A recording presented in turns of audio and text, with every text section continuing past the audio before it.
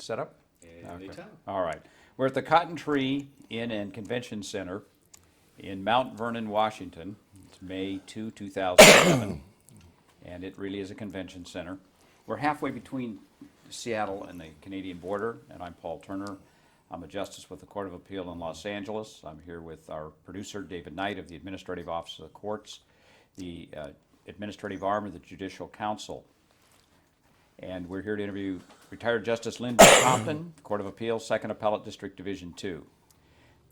First question, Lynn Davis Compton, State Bar number 20933. Why do we call you Buck? Well, if you haven't noticed, Lynn, my given name, is a woman's name. Right. I still get advertisements from Victoria's Secret to Ms. Lynn Compton. So I started early on when I was a kid and not liking the name. And so one day, and I had a hero of mine who was a catcher with the LA Angels and by the name of Truck Hanna. And I was thinking about what the hell can I take for a name, and I didn't want to just copy Truck, so Buck was close enough for jazz, and I just named myself Buck. How old were you when you made this decision? Well, I was in elementary school. I probably... Were you given a hard time because your name was Lynn? No, not that I recall. I just didn't like it. I just didn't seem to fit. When we talked last night, I told you we'd start with when you got out of the Army and go all the way through your career to now. Then we'll talk about elementary school, high school, UCLA, and the Army. First of all, where were you when you got out of the Army? Where? Where? Well, at Fort MacArthur was where they actually, did the paperwork. And when was that? Well, I've been either late December or early January of 46. Did you know what you wanted to do when you got out of the Army? I thought I knew what I wanted to do. I wanted to play professional baseball. Did you try to do that? Yeah. I went down to the LA Angels, which was a Chicago Cub farm team in the Coast League, and I was working out with them down there and trying to catch on. But, by this time I'm like 24 years old, and that's a little late to get started, But anyway, I was giving it my best shot. Well, as it turned out, in the summer of 46, the Angels had a farm team up here in Spokane. It was a B league called the Western International League. It was Spokane, Tacoma, Wenatchee, Vancouver, So anyway, one day that team from Spokane is traveling over the Cascades here in a bus and went off the road and killed about 8 of the players and injured the rest of them. So they're scrambling around for ball players to fill up this roster here in Spokane. And so they offered me the princely sum of, I think it was $1,000 to sign and $300 a month or something to play up here in Spokane. And my wife would not hear of it, and so I passed, and that was the end of my baseball aspiration. Had you gotten married after you got out of the Army, or while? Yeah. And who'd you marry? Well, I married a girl that I'd gone with since high school. It lasted less than 6 months. But anyway. I didn't mean to bring up a sore subject. At some point, you decide you want to go to become a police officer. Yeah, well, then so much of my life and decision and career moves involved playing baseball. It turned out that the LAPD had a baseball team. They had a bunch of guys that had played some pro ball, a couple major leaguers, ex-major leaguers, and I'd played against some of them in semi-pro ball around Southern California. One day I ran into this guy, Jackie Colburn, and my wife had left me, and I was in law school. And he said, "Why don't you come on a job and play ball with us?" So I said, "Well, so I took the test and they offered me a job as a cop, and so I took it. Did they have a police academy then? Yeah. They yeah. did. How long did your training before you actually went out on the street? How long did that I last? forget how long that was at that. It was at least, I think it was about 3 months. It wasn't a year or anything like that, but I think it's something in the area of 3 months. Who was the chief of police? At that time, the chief of police was a guy by the name of Horrell, Horrell. And what were your assignments when you were a police officer? Well, there again, because I was on a baseball team, they wanted me to play ball. Chief Thad Brown, who was one of the deputy chiefs, was at that time chief of patrol, which had charge of the vice squads. And so when I came out of the academy, I went straight to Central Vice. I never worked a day of uniform, never worked in a radio car. I just went right to plain clothes working Vice in downtown L.A. And what was that? Your all the time you're a police officer? Were you always working Vice and down? No. What other assignments do you have? Well, I went from Vice to the academy. I taught classes up at the police academy for a while. And Tom Redden, at that time, who later became chief, was the lieutenant in charge of the academy. And I taught. It turned out one of the recruits that came through, that was one of my students, was Daryl Gates. But Who later anyway, became the chief? Huh? Later became the chief. Right. So anyway, I taught there for a while, and then I went from there to the detective bureau. I worked what they called morning watch in the business office, which was midnight to 8, where you had all the dead body calls and stuff like that. And then I went from there to central burglary and worked there until I went to the DA's office. Now, when did you start law school? In 46, yeah. And why'd you decide? September of 46. Yeah. Why'd you decide to become a lawyer? It's kind of funny. I had this, my wife left me, as I say, so and I was looking around for what to do about that. And my dad, who was dead by this time, but my dad, when he went to Manual Arts High School, and in his class at Manual Arts were a whole bunch of guys like Goodwin Knight, who later became governor, Jimmy Doolittle, Buron Fitz, Lawrence Tibbett. There's a whole bunch of people in this class of his at Manual Arts. So I looked up Goodwin Knight, and he was a Superior Court judge at the time. And I went down and talked to him, and I told him I needed a lawyer and some advice and what have you. So he sent me over to his old law firm to a guy by the name of Sid Chernus, whose son was later a deputy DA when I was in the office. And whose son later is a Superior Court judge. Yeah, but this was the father. Right.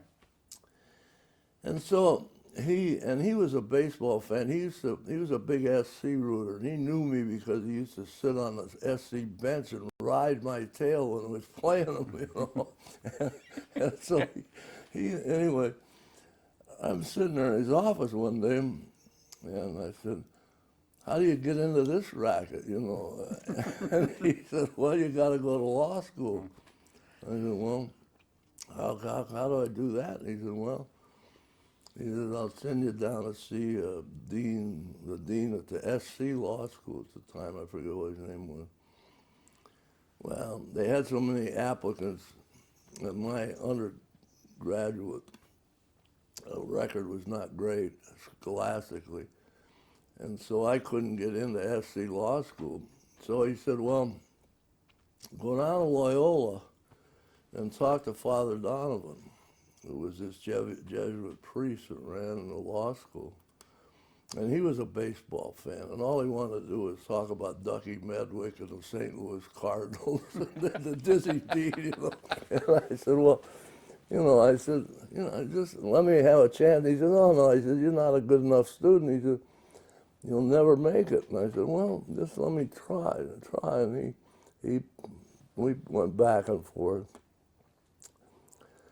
So finally he said, okay, he said, I'll tell you what I'll do. He said, I got an aptitude test that I've designed here. He says, I'll let you take this test, and if you do all right on that, well, I'll let you in. So he gave me this test, and I took it, and apparently I did all right, so he let me in. Back then, was there, today, if you want to go to law school, you have to take the law school admission test. Did they have one like that then? No, except this one he designed. You had to take his, you know. It was the first LSAT, I think, LSAT test that he designed it, but it was his own little baby, and he put a lot of stock in it. Did you attend Loyola at night and then work or the police in the daytime? Or Oh, was I did both. I got through in 2.5 years. I went year round. I didn't take any vacation, and I took 16 units or whatever, you know, and I'd go when I was working at the academy. When I was going to the academy as a recruit on a PD, I had to go at night because I was in the academy all day long. But then when I got to work in Vice, my hours were 10 to 6. So I used to go and take 8 o'clock, 9 o'clock classes. The law school was at 11th and Grand Avenue, and I just take a couple classes in the morning. I'd run up to Central Station that's on up by Hill Street there, and then go back at night and take a couple more night classes. were you playing baseball also for the department at this time? Yeah. We played mostly on weekends, you know, semi-pro ball. Who would you play? Oh, we played the LA Angels, we played the Hollywood Stars, we played the colleges, SC, UCLA. Did you beat UCLA? Oh, I'm sure we did. We had a damn good team. We had a pitcher that had been with the New York Giants, a guy by the name of Kenny Brondell, and he was really good. And we had good ball players. Were virtually all of the police officers veterans? I don't remember that. I didn't pay that much attention to that at the time. My partners were not veterans. They were older, I think. My first partner was a guy who had graduated from USC,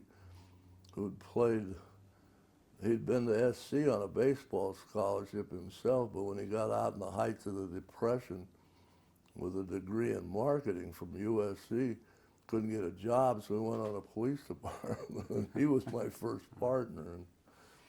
There were a number of people who were on something called the Hats Squad.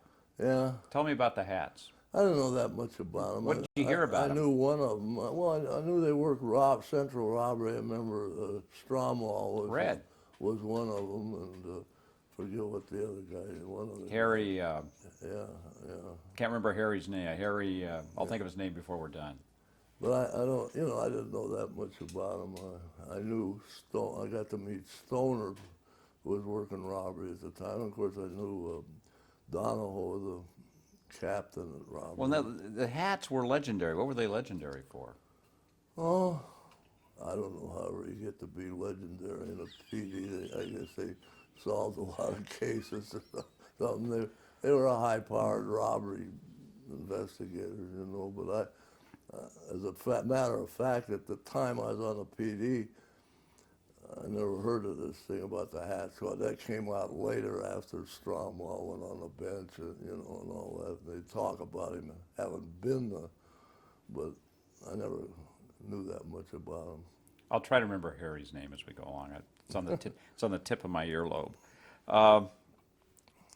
While you were a police officer, did Chief Parker become the chief before or after you left the department? Before. Historians claim that Chief Parker was instrumental in eliminating or dramatically reducing corruption in the Los Angeles Police Department. People taking payoffs, people not working. What's your read on that? Well, as I say, I didn't know anything about it, the corruption. I was fairly young and new, and I just would work this job, and then I saw stuff in the paper, like everybody else, when this guy Stoker supposedly started talking about things that were going on, and then eventually many of the high-ranking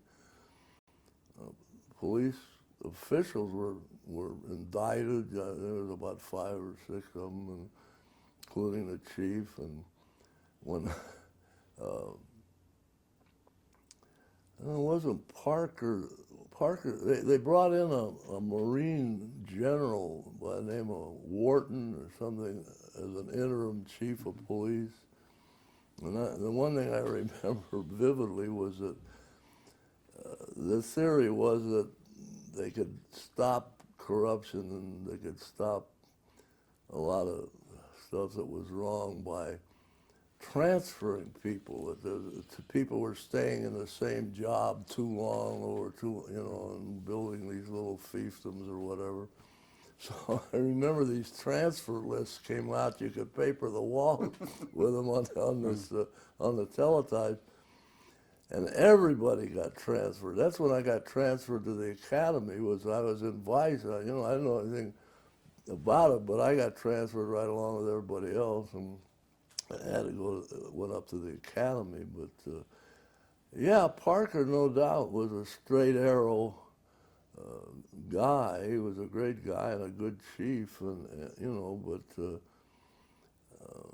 as I say, I was not intimately familiar with all that was going on because, as I said, I just went to the academy and right out of the academy into the Central Vice and then into the Detective Bureau, and I wasn't an old timer by those standards, and so I don't think I was really taken into anybody's confidence that would have would have been involved in something because they didn't know who I was or anything about me, You were, when you got out of the Army, at some point you were in the Air Force Reserve, correct? Yeah. Well, I switched to the Air Force Reserve because it was right after the end of the war that they made the Air Force a separate branch. It was originally part of the Army, Army Air Corps. And the reason for it was that I was a reservist, because of my ROTC thing. I was still a reservist, an active reserve, even though I was not on active duty. And I was doing my summer camp stuff and all that. And several of the guys on LAPD were veterans, and the Air Force created its own criminal investigation division called the OSI, Office of Special Investigations. And so these guys were working OSI as reservists. So it was in order to get into the OSI that I switched to the Air Force and did my reserve duty for a long time as an OSI agent. And it was in that capacity that I met Evel Younger, because he was doing his reserve time as an OSI agent too, because he'd been in the OSS during World War II, which is a forerunner of the CIA. And he was very active with his military career as well. And to tell us, give us jumping probably a little ahead here in your career, but could you just tell me how your career played out as a member of the Air Force Reserve?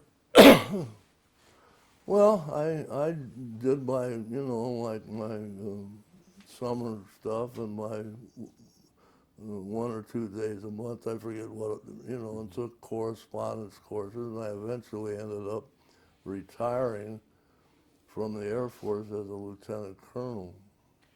And what were you always involved in investigations? No, later in my reserve career, I switched to the JAG, and I ended up being attached to the JAG office of a command called SAMSO, which was Space and Missile Systems Organization, which was headquartered at El Segundo. This building down there with a missile out in front of it down in El Segundo. They tore it down. Did they? They Oh, did okay. that last year. And is that where you did your? I guess when I was in the National Guard, it's called drills. You did it at that facility on El Segundo. When I was in the JAG Corps, yeah. Okay. When I was in the OSI, we were over at Maywood. There was an air base over in Maywood. And now to drop back to you're finishing up your career in LAPD, and you joined the DA's office, right? Why did you decide you wanted to become a deputy district attorney? Well, to tell you the truth, I was enjoying it. I loved police work. It was fun, And my wife, I after this first false start in marriage, I finally found a gal who was just the greatest. What was her name? Her name was Donna. We were married 47 years. And when did she pass away? When? When? In April of 1994. Okay. But anyway, she was working all the time when I was going through this law school thing and working days and nights, and and we had a hectic life there for quite a while till I got my law degree. But I stayed on the PD for about a year after I got admitted to the bar. One day she said, "Hey, we got a little bit invested in your law degree." She said, "Maybe you ought to try to do something with it." And I figured, well, yeah, I owe her that. So that's when I went to the DA's office. Who hired you? Ernie Roll. And what did he have an interview, or what happened? Well, he was the chief deputy DA, but I got to meet him and a lot of these high-ranking people I joined the Masonic orders, and I joined the Shrine, and they had a Shrine Club called the Peace Officers Shrine Club, which is made up of cops and judges and everybody that's in the Masonic orders or Shrine. I met him through those connections, and when I went over to ask for a job, he thought it was a big deal because I guess maybe I was the first ex-cop, to become a deputy DA, and so he took me out to the different places with him and introduced me, when I first joined up, and because it was kind of not political, but I mean, he was making some use of the fact that I was a policeman, Tell you a funny story about Roll. When he was still chief deputy, I was in the Hall of Justice working preliminary hearings or something, and when I first became a deputy, and there was a guy by the name of Jim Ford who was a young deputy there. We were in the men's room there on the 6th floor of the Hall of Justice one day. I'd just come from court having a battle with a judge by the name of F. Ray Bennett, who was a real prude and kind of a pain in the neck, And I said to Ford, I was standing there at the urinal, I said, I don't know about these guys that use first names for or their initials for their first names, like F. Ray Bennett. And then behind us, the stall opens and out walks S. Ernest Roll. Did he forgive you? Oh, yeah.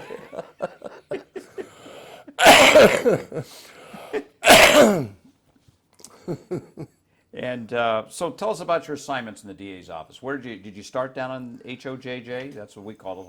Well, no, HOJJ was Hall of Justice Jail. Did you start out in Hall of Justice?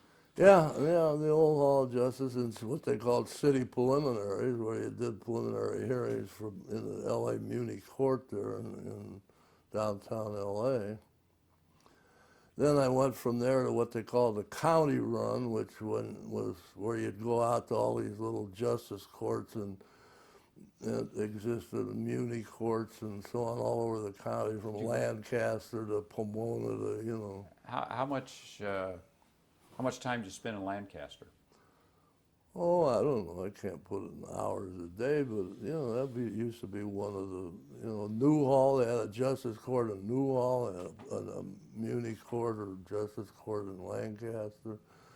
Used to catch those. Redondo Beach. You know, they'd hold court. I remember one time Bernie Lawler was JP in the Centinela Township, which was outside of Inglewood, and he had an old abandoned market building there where the bench that he sat behind was a couple of boards laid across a couple of barrels. So, I mean, God, then we're holding court in this vacant market building there, you know. It was really like the Old West. How about the one in Lancaster? That was as I recall, it was a community center with a table that the judge sat behind. I don't have a clear recollection of that one. I remember in the orchestra pit of some municipal auditorium, someplace where we used to hold court down in the orchestra pit there. I remember that one, but and then there was one up over a drugstore down in Gardena someplace. What would they do with the custody defendants? Or would they do anything with the custody defendants? They just bring them in chains and have them sit down? God, I guess I don't. You know, that's an interesting question. I just don't really remember. I'm sure the sheriff's office hauled them out there, or you know, unless they were held locally by, you know, there were some substations and there were some small city PDs that were in existence at the time. But After you got done with the county, when you were paroled from the county run, what'd you do then? let's see, from the county. Did you go to Long Beach? Oh yeah, I went to Long Beach. Now, But I'll tell you, this might interest you. One day, I'll never forget this. I'm still on city preliminaries, okay. I've been in less than 6 months in the DA's office. I'd never tried a case, never impaneled a jury, never done any of that, just preliminary hearing.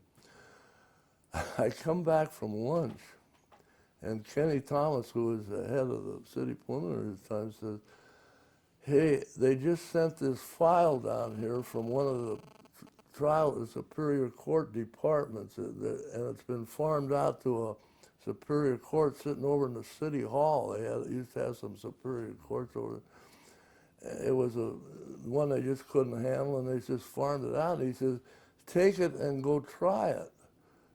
And I open up the file, and it's a whatever that little Lindbergh statute was, 209. 209, kidnapped for robbery or right. a ransom with injury. Right. And this was a robbery where they'd moved the guy from the front of the store to the back of a pharmacy and then kicked him in the mouth and with his teeth, and they got him charged with 209. It's a death penalty potential case. I never paneled a jury in my life, and they you know, talk about training. They hand me this file, and I go over there and I try this damn case. What were the results of the trial? We convicted him, but we only got to life without parole. I didn't get the death penalty. When you were, who were some of the deputy district attorneys you worked with? There was Arthur Alarcon, a deputy district attorney? Well, he came later. Art was quite a bit junior to me in terms of time in the office. the big guns in those days were Miller Levy was still in the trial department. They had Mark Brandler. Oh gee, there was a lot of old timers. And Mark Brandler later became a Superior Court judge. Yeah, right. And Bill. And stepfather to Ronald M. George, the Chief Justice of California. Oh, is that what it is? Stepfather-in-law, I think is what the relationship was. No, it was the stepfather. He married Ron's mother. Oh, really? So you ended up in Long Beach, Yeah. and do you eventually become the head deputy there? Yeah. Now, did you live in Long Beach? No. Where'd you live then? Well, when I first was transferred to Long Beach, I was living in the San Fernando Valley in North Hollywood, and this was days before the freeway. Right. And of course, I got transferred there, see, because they wanted me to quit. They thought I'd quit. There was a problem. I don't know how much you want to go into it. Yeah, go into it. Tell us about it. Well, because it was today that's called freeway therapy. Yeah. But tell us what happened. They transferred you to Long Beach. Well, there was a how the hell do I start this? I was on the county run, and I got through early with whatever I was doing. I came back to the Hall of Justice. And I'm sitting in the office here in the Hall of Justice, and one of the girls at the front desk calls and says they got a couple of guys from either West Los Angeles or Valley detectives that want to get a complaint. And who's going to see all this? Well, who's going to see it? Scholars are going to see it. I think someone working on their master's degree at Sac State. I think that's the thing. If you don't want to talk about it, it's no problem. Well, I don't mind talking about it. I'm writing a book myself, you know. There's a guy writing a book about me. You know? Oh, really? So you're going to tell this in the book? He's going to tell all this, but I'll tell. You know, I just don't want to. It's a kind of a sensitive thing, but it does explain how I happened to be in Long Beach. I was working county poems. I come back. I'm sitting there, and the girl calls and said that all the complaint deputies were busy. Would I talk to these two detectives? I said, sure. So they come in, two guys never met before, and they got a young girl with them, cute little gal, and she's got bruises all over, and she's, you know, and beat up pretty good, and they want an assault to commit rape complaint against the guy. And I interviewed her, and she told this story about how she was an aspiring actress, and this guy who was a producer had asked her to come out to his house, you know, and then he tried to get her in bed and chase her around and held her down and bruised her, and she finally escaped out the window of the bathroom and got home and called the cops. So her story was perfectly believable because she didn't claim rape. She said she fought him off, anyway.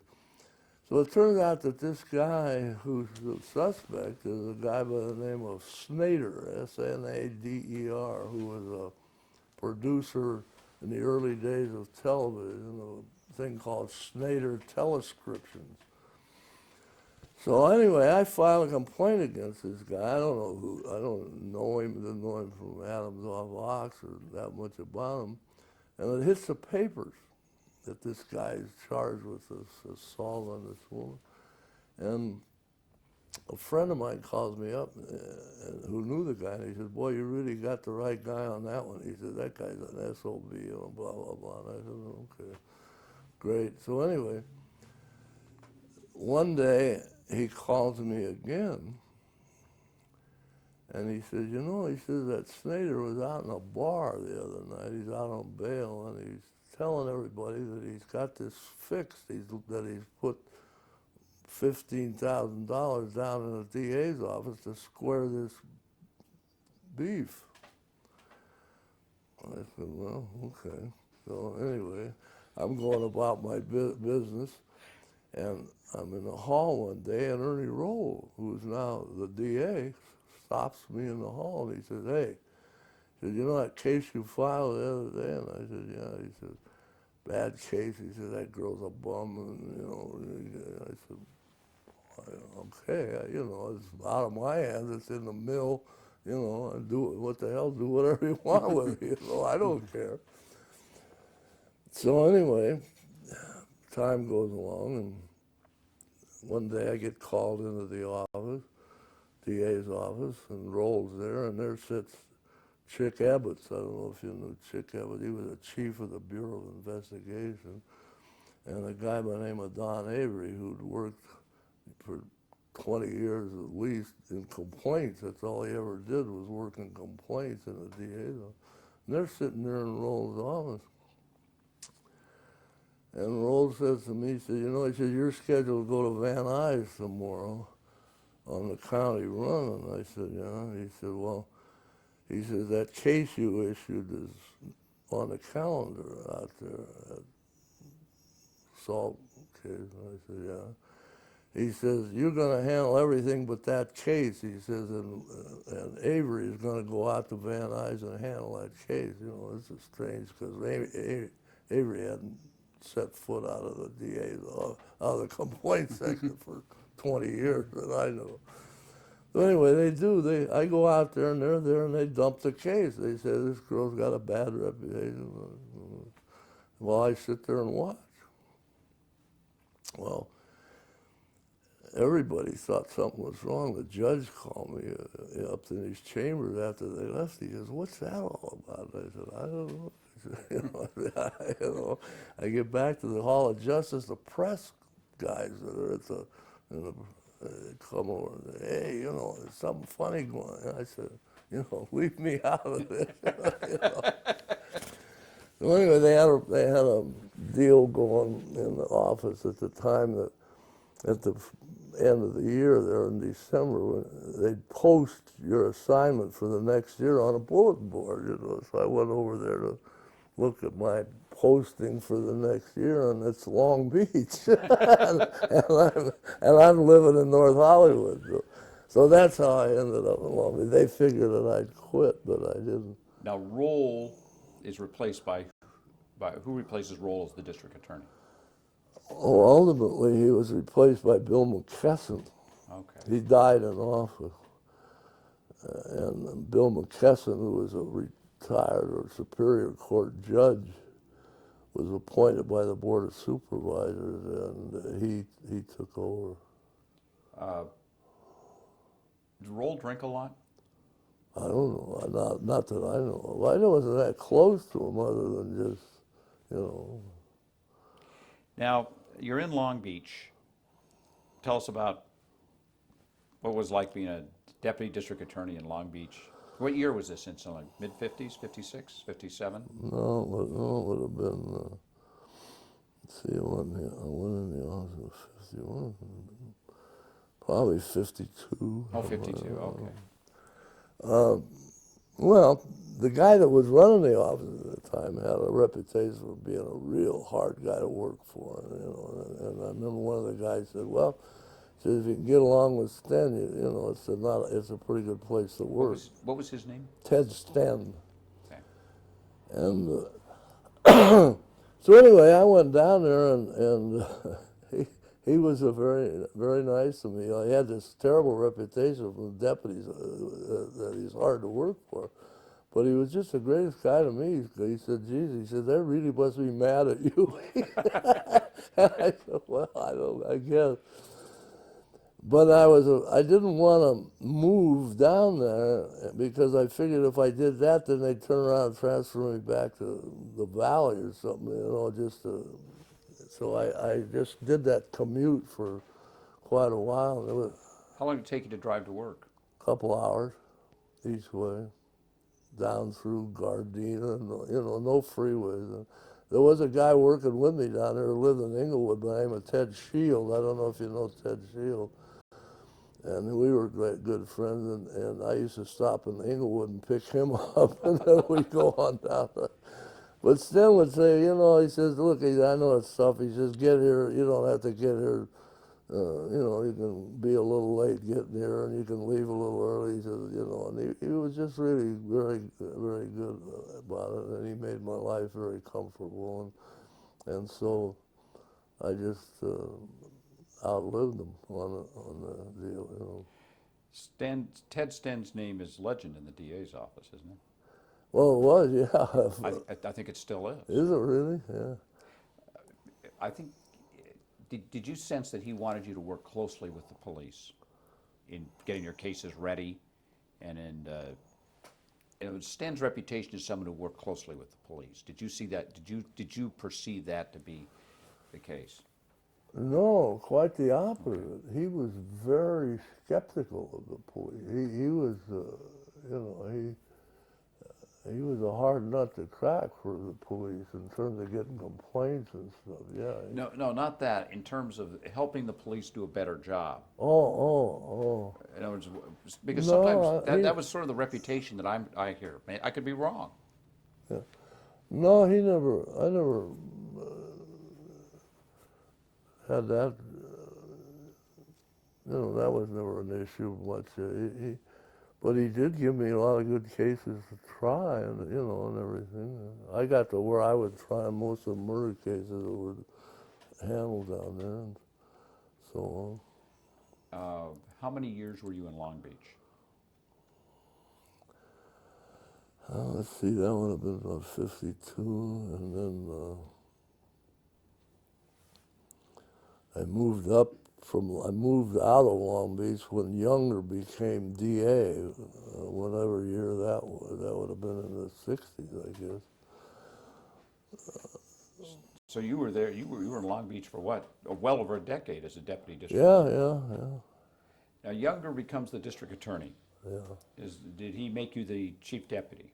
Not immediately. You know, my first move, he moved me to the job of chief of all the branch and area offices, all the outlying offices.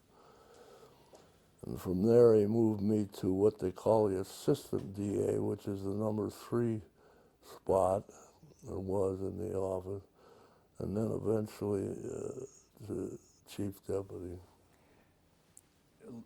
Retired Judge Larry Waddington told me that when you were the chief deputy, you formed a training unit to provide training for police.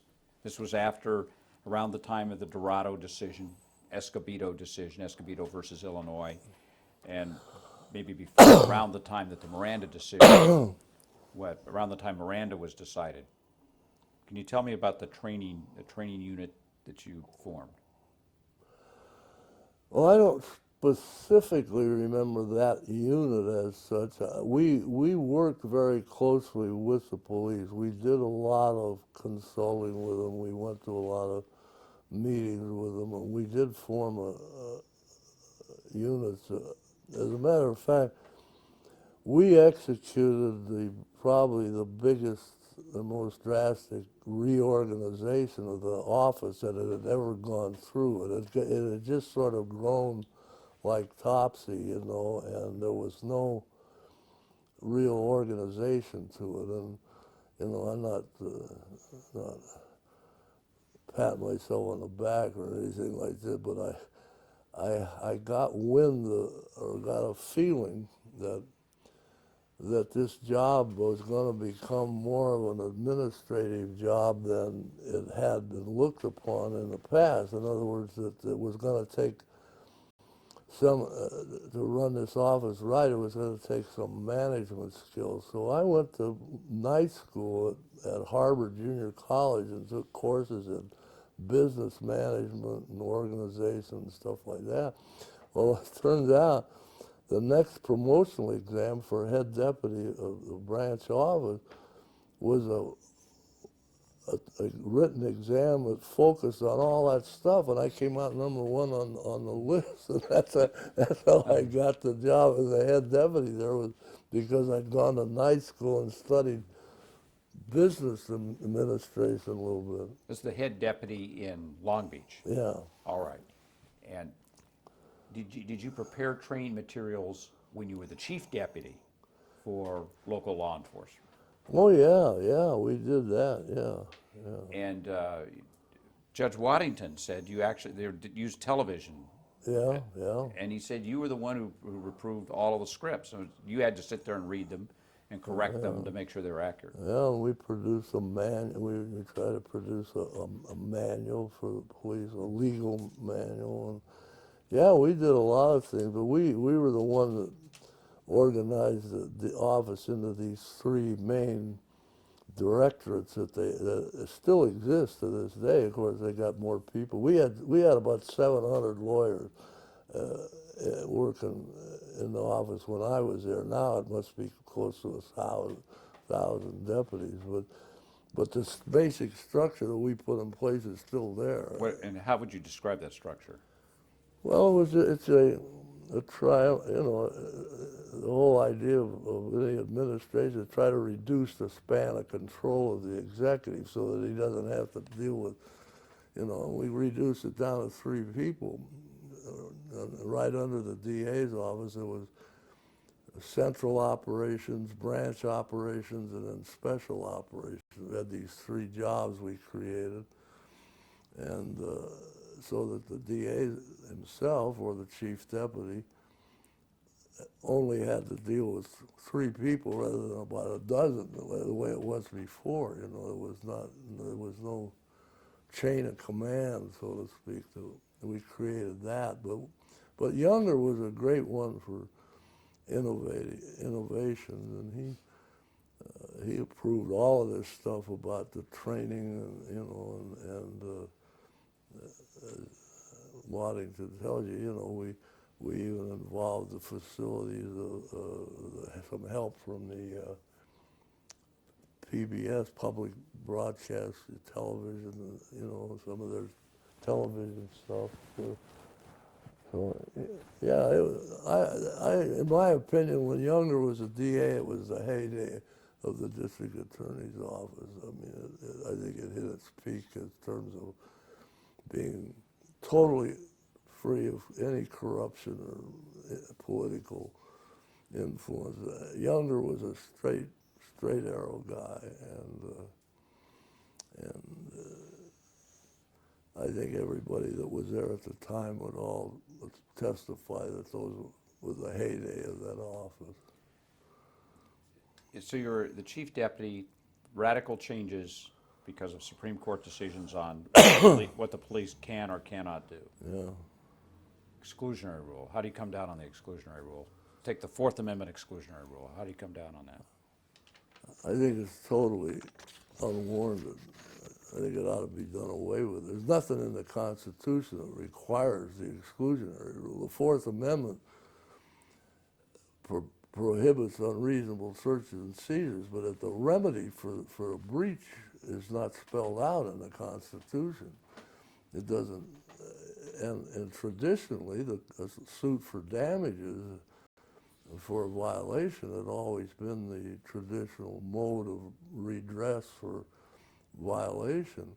But I think it's too high a price to pay for the public, because while the rule stated sounds fine, the nuances and the variations that have worked their way into it, that if the public really understood and knew how much time and energy was devoted to litigating and complying with that one issue, which has nothing to do with guilt or innocence, they'd be shocked. I mean, to decide that, for example, if a policeman can stand outside a car and see a gun lying on the floor of the car, he can grab it and it's okay. But if he has to put his head past the line of the window into the car to see it, then he can't. I mean, little nuances and things that get involved in the rule, and on erratic rulings by various judges and their approaches to it. It's just I did a study one time in the office, and 25% of our man hours and court hours are devoted to that one issue. And it has nothing to do with guilt or innocence. There got to be a mechanism for redressing the abuse without that rule. It's not constitutionally based. What about Miranda? How do you come down on the Miranda rule? Same way, same thing. I'm not advocating involuntary confessions or anything like that, or torture or beating up people. The point is, we dealt with that issue judicially for years, had judges ruling on it. We even went to the jury on disputed facts sometimes on admissibility.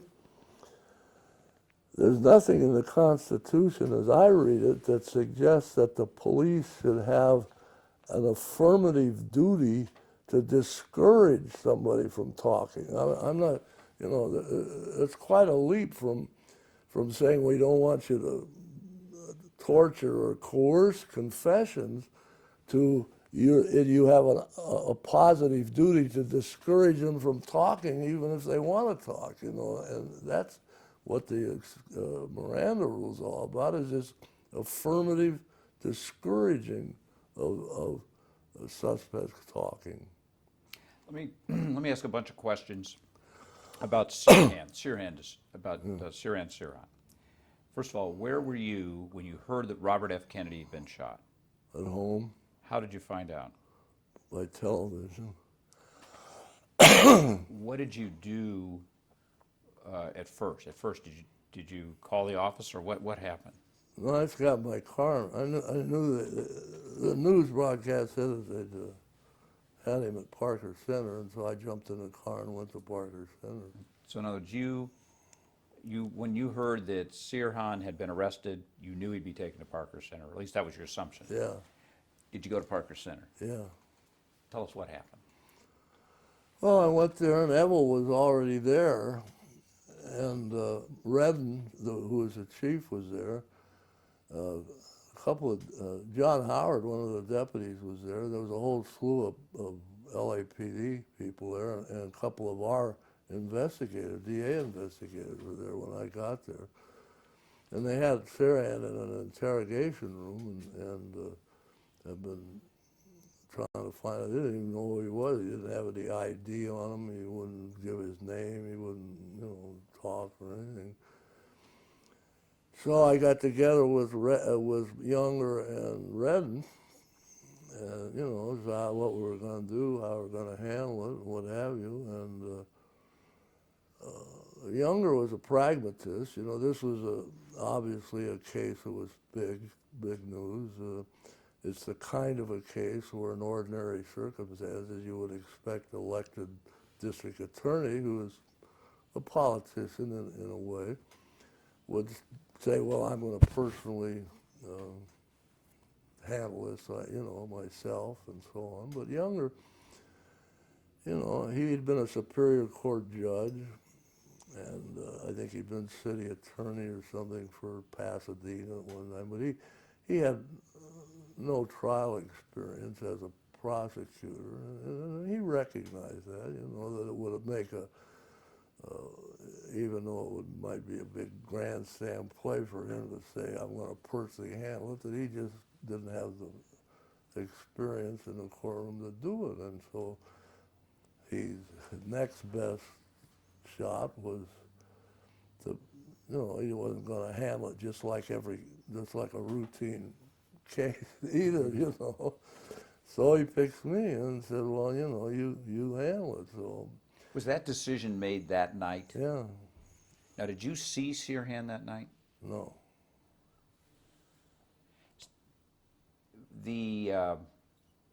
Tell me what you would do, what happened in the next couple of days. Well, we put together, Redden agreed with this, to the chief, that I would not only handle a trial matter, but I would also supervise whatever investigation that was conducted pre-trial. So we had two phases to this thing. We had obviously putting together the case against Sirhan himself for court, the witnesses and so on and so forth, and trial preparation. And then we had the overriding issue of was there anybody else involved? Were, you know, anybody in there that night, or was it Sirhan working with anybody else? Was this part of some conspiracy, you know? Was Judge J.D. Smith involved in the investigation? Who? J.D. Smith later became a Glendale Municipal Court judge and then later a Los Angeles Superior Court judge. Do you remember if he was? I don't remember. He was- could have. I don't remember him by the name. The people I dealt with was, we had Bob Houghton, who was the chief of detectives at LAPD. He put together this unit in the LAPD called Special Unit Center, where he gathered in about 50 of their homicide guys from all over the city. 50? Huh? 50, 50? Yeah, No. yeah. Okay. We had Frenchie Lajeunesse, who was the agent from the FBI, who was put on the case and had his agents and resources. We had the Secret Service, local Secret Service there. We had our own investigators who were under the command of George Stoner. So we had a sort of a task force that we met almost daily with Houghton and Stoner and Matt Byrne, the U.S. attorney for the Central District, and the heads of all these various agencies, and we'd meet and we would go over leads, we would assign leads, we would evaluate stuff and so on. That was the phase dealing with somebody who else might be involved, because we already knew what had happened in Dallas, because this wasn't that long after the JFK assassination, and the grassy knoll, and you know, and all of the stuff that came out after Dallas. So we we decided we were going to leave no stone unturned, you know, on this phase of it, and so I got two of our deputies, John Howard and Dave Fitz, to do the work of putting together the case against Sirhan for trial. They set up an office right there at the Ambassador Hotel. We had a room with an office there, and we had law clerks, and Fitz and Howard were there interviewing witnesses right on the scene, you know, and all of that sort of thing. And then we had this other phase of the investigation of whoever else might be involved. Were you able ever? Did you find any evidence? Were you able to document that anybody else was involved? Absolutely not. Absolutely. Were there reports of other Middle Eastern men fleeing the area on the evening of the shooting? Well, I can't tell you specifically. We got all kinds of phone calls, postcards mailed in, you know, that they saw Sirhan up in Lompoc sitting on a bus bench with a dark complexion, you know. And we'd send people out, and we ran down everything. And even though they were obviously crank stuff, you know, but we never, it wasn't one thing we just brushed aside. And this is what's always bugged me about this, the aftermath. And to this day, they're still talking about this second gun theory, you know, and the theory, they love to beat up on the LAPD, and the theory behind most of these conspiracy things is that the LAPD was just lazy, that they had a slam dunk on Sirhan, and so they just folded their cards and ignored any other possibility, and that's just absolutely false. And even if LAPD had taken that attitude, even if Houghton had said, well, we're satisfied with Sirhan and we're going home, I was still had the FBI and our guys and the Secret Service, you know, we were still would have worked it And there's absolutely no motive for anybody to just ignore the possibility of anything. I mean, you know, what's the gain by you know? So you, Step me here and change tapes. sure. Anytime. Well, the thing about this second gun thing is that they still keep bringing up from time to time is, number one, it is obvious to anybody, I think, just common sense, that if there was a second gun in that room that night, Sirhan would have to know who it was. I mean, the coincidence of two guys independently deciding to both come to the Ambassador Hotel that night at that point in that room to get Kennedy and not know one another, I mean, is astronomical. Secondly, if you took the route, I had an interview with the Discovery Channel here not too long ago. There's one coming out pretty soon from them on this same thing. And you know, the Discovery Channel has a program they call Mythbusters. Right. And I said, you know what you guys ought to do? I said, get those two Mythbusters guys and recreate that room where that shooting occurred, and then fill it to the gunnels with people, shoulder to shoulder, front to back, jammed in this room, and demonstrate how one guy could be standing like this among Kennedy supporters, shoot a gun, and nobody saw him or heard it. I mean, it's impossible for it to have happened. And ask the question, why, if there were two guns, did they only grab Sirhan? I mean, it wasn't the cops, it was Rosie Greer and all these people are the ones that grabbed Sirhan by the arm and disarmed him. And why did they let this second guy get away? You know? Is the Discovery Channel going to do that? Well, no, I don't think they're going to do it. I would just needle them, you know. But because they were interviewing me and saying, well, what about this and what about that? You know, and that's when I said, well, why don't you just recreate this thing and see how it's possible, you know. And the other thing about it is,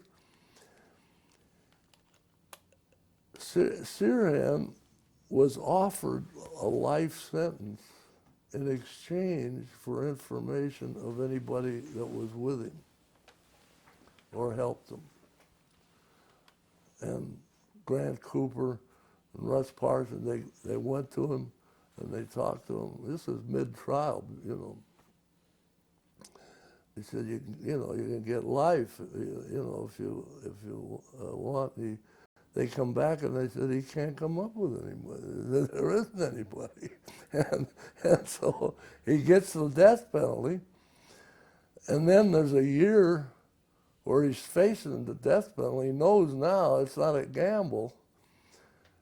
And the offer's still open. And to this day, if he would come with the second gunman or somebody that helped him, he could probably get buy his parole. I'm sure that the DA's office would probably, even now, would be willing to make a deal with him for information on somebody else, even at this late date, but he can't come up with anybody. Let me go back to the first time the case comes to court. It's in front of Arthur Alarcon, now a judge of the Ninth Circuit, former Associate Justice, California Court of Appeal, Second Appellate District, Division 4. He issues this order. It is the order of this court that no party to this action, nor any attorney connected with this action, and I'm skipping here, shall release or authorize the release for public dissemination of any purported extrajudicial statement of the defendant relating to this case. Further, provided there was to be no comment on any document, exhibit, or other evidence, the admissibility of which may have to be determined by this court. On July 19, 1968, you personally moved in a written memorandum to set aside the order. Dick Shower, who was the judge who arraigned Sirhan, he strongly believed that press coverage could present a threat to a fair trial. Looking at it now, how do you come down? Sort of like the question about Miranda and the question about Fourth Amendment exclusionary rule. How do you come down on the use of those sorts of gag orders? Well, we were always opposed to them. Younger himself was personally opposed to gag orders. We thought that, Younger's favorite remark about that was, he says, those judges, it's like eating peanuts. He says they eat one and they can't stop eating more of them. And he said he just thought that they were trying to get their names into the history book, so to speak, with that sort of thing. Because there wasn't anything that we were in possession of that the press probably hadn't already released anyway. I mean, Sirhan never did confess to anything. He did get on the witness stand and take a position that he didn't remember, and there was all this business about self-hypnosis and all that, but we weren't sitting on any evidence that would,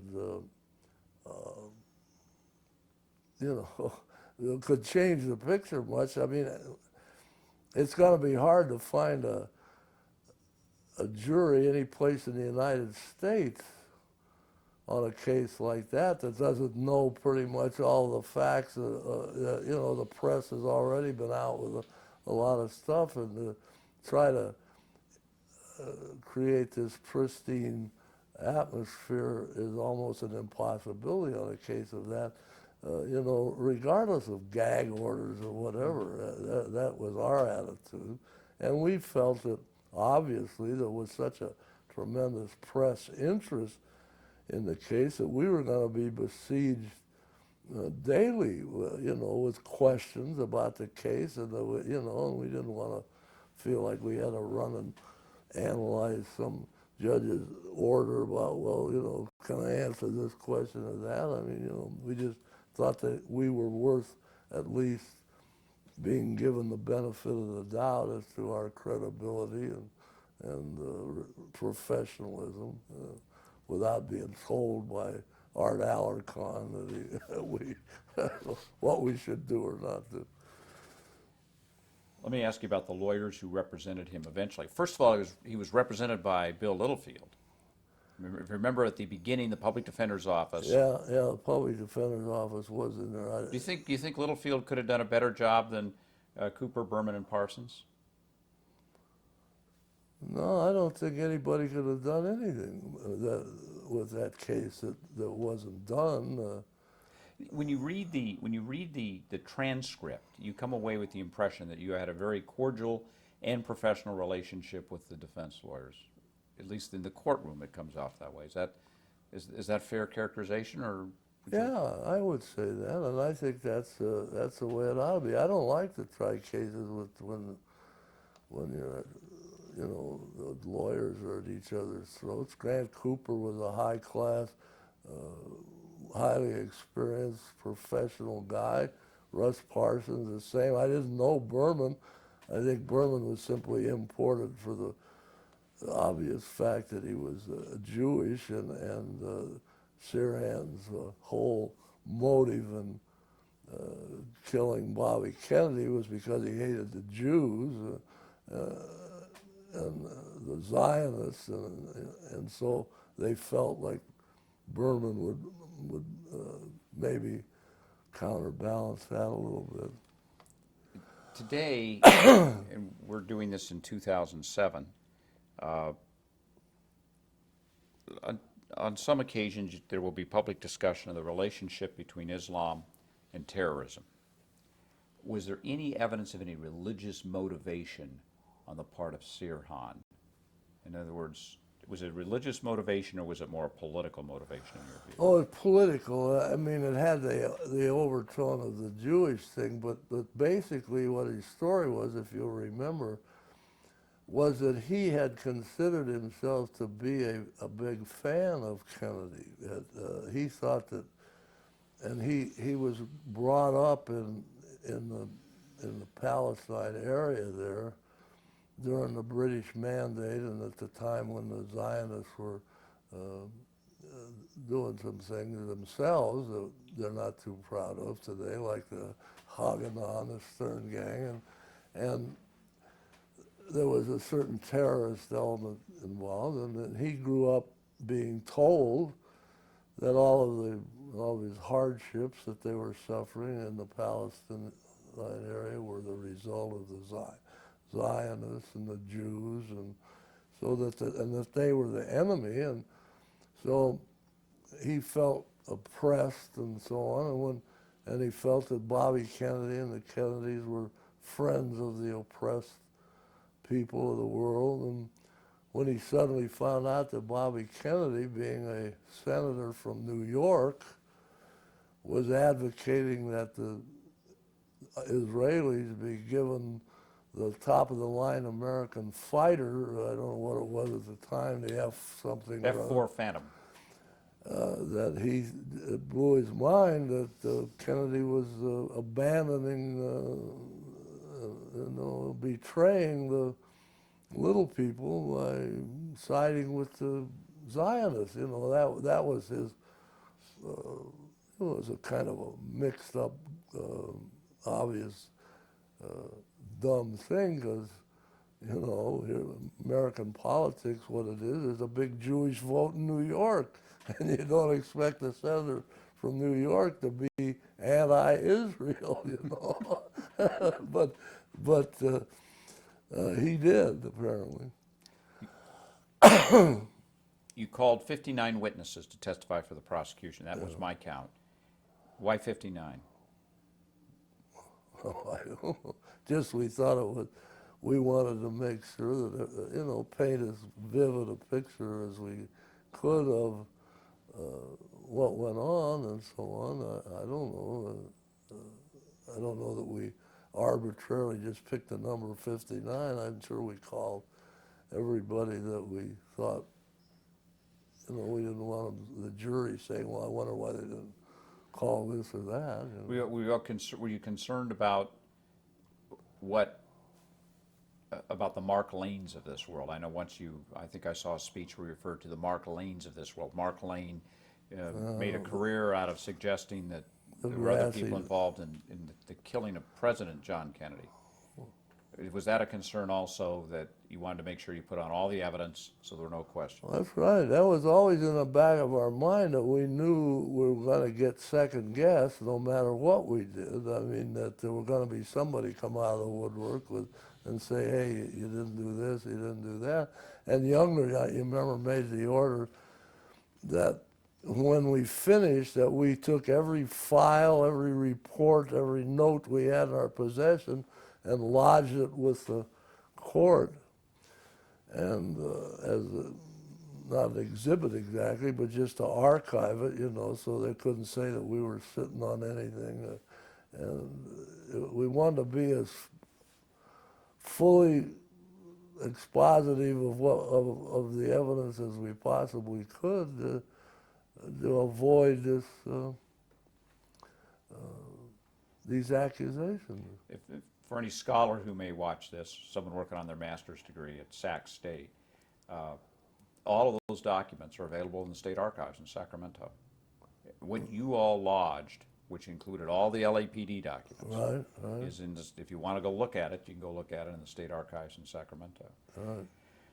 Let me ask you about the psychiatric testimony. All of the psychiatrists testified that Mr. Sirhan could not act with malice. And each of them were asked, and I think this is the exact question, could Sirhan contemplate and understand in a mature way his duty to conform his conduct to the requirements of the society? And they all said, no, absolutely not. At one point in your argument, you said this. I'd like you to tell us about this. But at some time in my life, I have heard that Charles Dickens once wrote in which one of his characters said something about the law is an ass. And I think that's true, and I'm a lawyer. I think the law became an ass the day it let the psychiatrists get their hands on the law. Pretty memorable words. Tell us about it. Well, you know, not to denigrate just psychiatry as a profession generally, but I'm talking primarily about these forensic psychiatrists that make a living testifying about these people commit criminal activity. And I think that I've always argued to jurors about things that the best evidence of a defendant's state of mind are the things he does and says. And when Sirhan had the, whatever you want to call it, the presence to go out and acquire a gun, go out to a pistol range and practice with it, go down to the ambassador and take all of his ID and off his body and leave it in the car, park his car 4 blocks away, and go down there and do it, or 3 blocks, whatever, and do the deed the way he did it, speaks pretty much for his presence of mind. And of course the lead, we had a psychiatrist on our side, at least one, that went against these guys, you know, that testified. But the lead guy on the defense side was this, well, there were 2, the little psychologist from San Diego that we destroyed with the book that he plagiarized the report out of a book that somebody else had written. But this guy, Bernard Diamond, who is the leading Freudian psychiatrist in the field, or was at the time, who'd written that famous pamphlet saying, in effect, that there's no such thing as free will, that nobody who does anything does it volitionally, that we're all such a captive of our history and our past life's experience that we have no control over what we do. And that was what he was advocating, you know. I was interested, while you were going through the facts, it was not word for word, but it was largely almost exactly what you said on pages 8753 through 8755, the reporter's transcript. Oh, really? After all these years. And then you left out the thing about I think he wrote RFK must die, but then I think also when he shot him, I think he called him a son of a bitch. Yeah, he said, "You son of a bitch," And he did it. I did it for my country.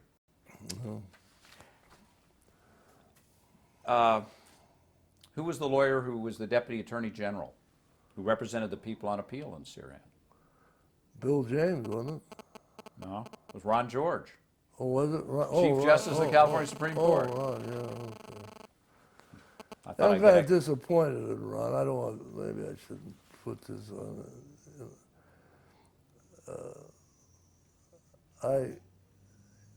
I watched Ron grow up, if you want to call it that, when he was a deputy AG, and he used to argue some of the cases, and I used to talk to him, and we were pretty good friends. And when I was on the Court of Appeal, I remember he was still working in the AG's office, I think, and I had a conversation with him. And several years later, after I'd retired, and I'm up here, there's a pit, and he's now Chief Justice in California. I called his office one day to ask for a copy of an opinion that they had written that I was interested in. I wanted to read in detail. And I got his secretary, and I said, told her who I was. I couldn't get through to him. I said, well, would you please send me a copy of this opinion, and asked him to call me if you got a minute. And I never got the opinion, never heard from him. And like I didn't exist. Kind of disappointed me. When the trial's over, you get appointed to the Court of Appeal. You're appointed by Ronald Reagan. Yeah, Had you met Ronald Reagan, Governor Reagan, before? yeah. What was your relationship with him? Well, the first time I ever met him, just casually, I didn't, not personally. He started an organization in the picture business called the Motion Picture Alliance, which was an anti-communist group. And my family, several members of my family were in the picture business in various positions. And they belonged to it. I went to one of the meetings with them and met them. But beyond that, I met him basically through Ed Meese, who Ed Meese had been a deputy DA in Alameda County, and his boss, Frank Coakley, used to be the chairman of the legislative committee for the State Peace Officers and State DAs Association. And I was on that committee, and I was also had a similar position with LA County peace officers and DAs, and so when I used to go to Sacramento to testify for or against legislation that affected the criminal justice system, Ed Meese used to be there as a full-time lobbyist for the state peace officers and so on, because his boss would assign him over there while the legislature had said so. I got to know Ed, and then of course when Reagan became governor, Ed became his legal affairs secretary, and then he became his executive secretary, and it was through meetings with Ed in Sacramento that I met Reagan and had chances to talk to him. Now, today, if someone wants to be a Court of Appeal justice, they submit an application, they have friends write letters. Was there anything, do you ever submit an application or anything like that? Did you know you were about ready to get appointed? Well, not really. It's kind of funny. I'll tell you a funny story.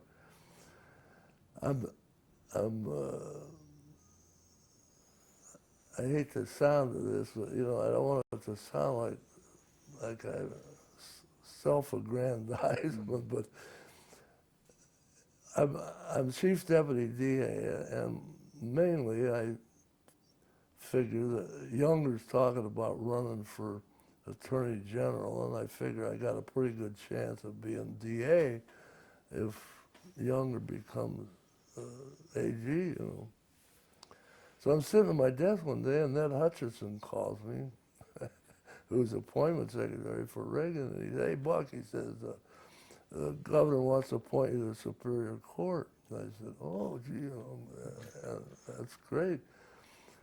So I run into Younger, and I say, "Hey, yeah," I said, Ned Hutchinson on the phone, he wants to appoint, they're going to appoint me to the Superior Court." And Younger said, "You don't want that." He said, "Those jobs are a dime a dozen." He said, "Stay here and be DA." And I said, "Okay." So I go back, and I said, "Ned, I guess not, I guess not." He says, "Oh, God," he said, "we just assumed you were available." And I said, "Well, I thought to heaven, you know, and so on and so forth." So anyway, that goes by the board. So then one day I'm sitting there, and phone rings, and it's Herb Ellingwood, who's Reagan's Legal Affairs Advisor. legal affairs at that time. He said, "Hey, Buck," he said, we're looking for a Chief Justice." I forget what happened. Either died or the Chief Justice died or retired. I forget what it was. But anyway, Would have been Trainer. I guess it was. Trainer had retired to teach at. Am I right about this? I think he went to teach at Hastings. Does that sound right? Yeah, probably. Yeah. But anyway, he said, he said, I got 3 names I'd like to run by you to see what you think about them. And he gives me 3 names, one of whom is a deputy DA that had worked for in the office and who's a Superior Court judge, and one's a lawyer in private practice. And I said, Jesus, I said, what are the specs for the job? You know? And he said, well, you got to be under 50, and you got to be a strict constructionist of the Constitution. And I said, well, God, I said, where do you put in an application? And, you know, just kidding. And he said, are you interested? And I said, you know, there's a bear going in the woods, you know. And he said, so he said, well, let me see what we can do.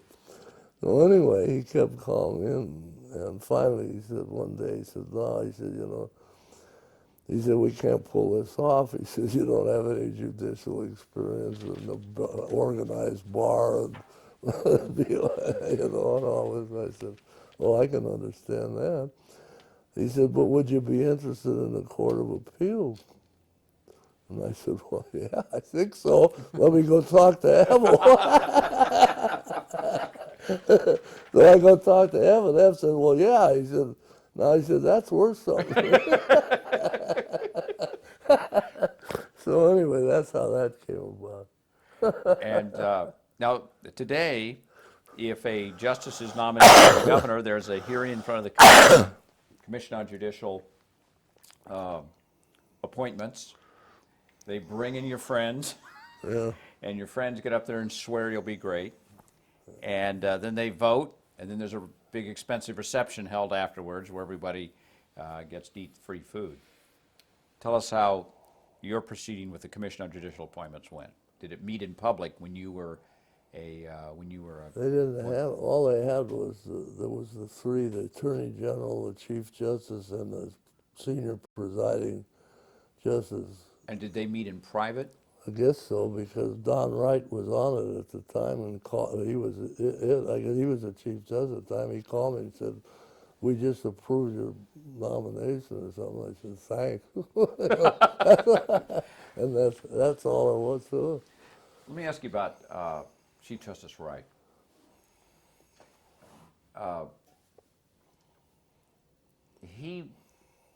When he became the Chief Justice, it's clear his opinions were different, one from his opinions in the Court of Appeal. And they were different from what he said when he had his press conference when he was appointed. And different than what he told William French Smith and all of Reagan's advisors when they interviewed him. What do you make of that? I don't know. It's like so many things. People surprise you. I don't know. He's either you know. I don't know. It's not me to judge him. I guess it was. I think some of the things I heard that he said later that bothered me more than anything else. I was told that, you know, he had agreed with the Reagan administration. He didn't fit their mold on age. I mean, he was older than they had wanted, and so he supposedly agreed that he would retire before Reagan left office, so Reagan would have a chance to appoint his successor, and that when the time came to call that marker, he refused to do it, and his excuse, and this is what I was told by some people who know what went on, he told Ned Hutchinson that he was not going to let Reagan ruin the California court system by appointing people like Buck Compton and Bill Clark. You know who Bill Clark was. Right. So he used Clark and I as reasons for his not following through on his promise to. Both Ellingwood and Meese told me that he had promised to leave. Yeah. What do you think about a justice who accepts a position with the understanding that he or she will leave before the governor leaves office? Think that's a right thing to do, bad thing to do? How do you come down on that? I never gave that much thought. I just assumed it was done probably more often than anybody knew. But I don't know whether, you know, is it, you mean, is it ethical or not? I don't know. I don't think it's such a bad thing. I mean, I don't think it's unreasonable for a appointing official to want to, you know, appoint people who are going to be there a long time. And they had that in mind early on when they set that age 50 mark, but they just couldn't find anybody that would fit the bill. I guess it was that young at the time, but you know, it's not for me to judge the propriety of that sort of thing or not. Let me ask you about a couple of Court of Appeal justices, people who became Court of Appeal justices who worked as research attorneys at the Court of Appeal when you were there. Ken Yeagan. Yeah. What did Ken do with the Court of Appeal? Well, he's the one that eventually went on the Court of Appeal himself up in San Luis or Ventura, right? Right. Yeah. Well, he was what they called a staff. We had what they called a central staff, as I recall. It used to screen and prepare memos on writs and workers' comp stuff that we would get that was sort of considered to be more, I don't know what the word for it was, administrative rather than judicial in nature, I guess, if you want to call it that. And they prepare. I guess at one time, yeah, they were also. That's right. They used to screen out what they viewed as frivolous appeals, and they'd write these short memorandums, as I recall. I'm kind of vague about how that worked, but anyway, they had a lot of responsibility in screening out a lot of the appellate work that was cluttering up the calendar or the processes. But we relied very heavily on them and on their judgment. Don Gates. Tell us about Don. Well, he was in the same thing, and Don Gates, of course, Don Gates had worked personally for,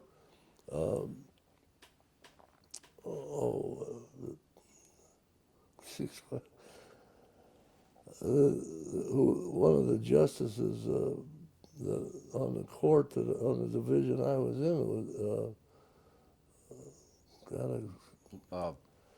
Lester? no, it was Ross Fleming and it was Herndon. Roy Herndon. He'd worked for Roy Herndon. And he was a great writer. Don Gates had a flair for writing, and he turn a phrase, and he was a very bright guy, and he always impressed me a lot. Tell me how opinions were written. How would a typical opinion be written in Division II when you were there? Well, the clerk would bring around on a random draw all the.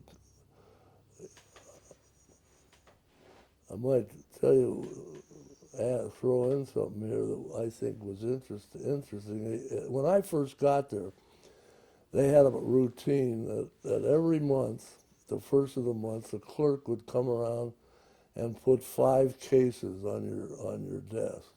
Everybody got 5 cases. Why 5? I don't know. It was like the Easter Bunny. You'd come around.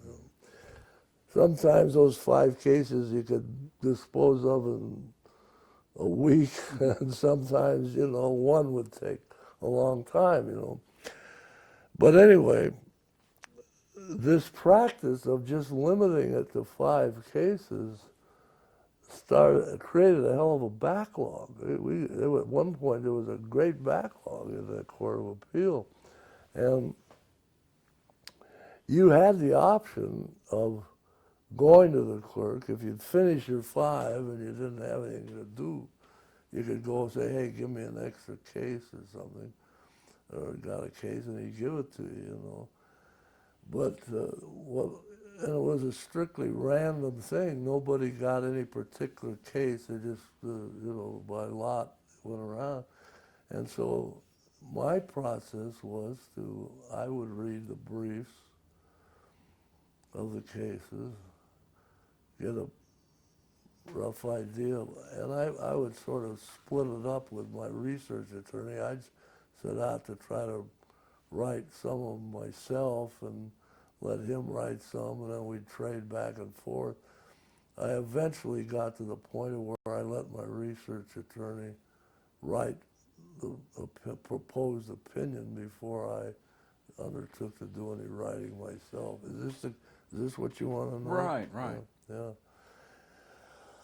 But I'll tell you this, for Division 2, one day we sat down and I suggested to him, I said, you know, I kind of think it's dumb that we have this backlog sitting back there and they just sort of take 5 cases at a time and peel them off. I said, why don't we take all the cases that are ready for appeal, ready to be dealt with, and assign them to somebody in the court and start working on them. You know, just take the whole backlog and start working on them and see how many we can clear up.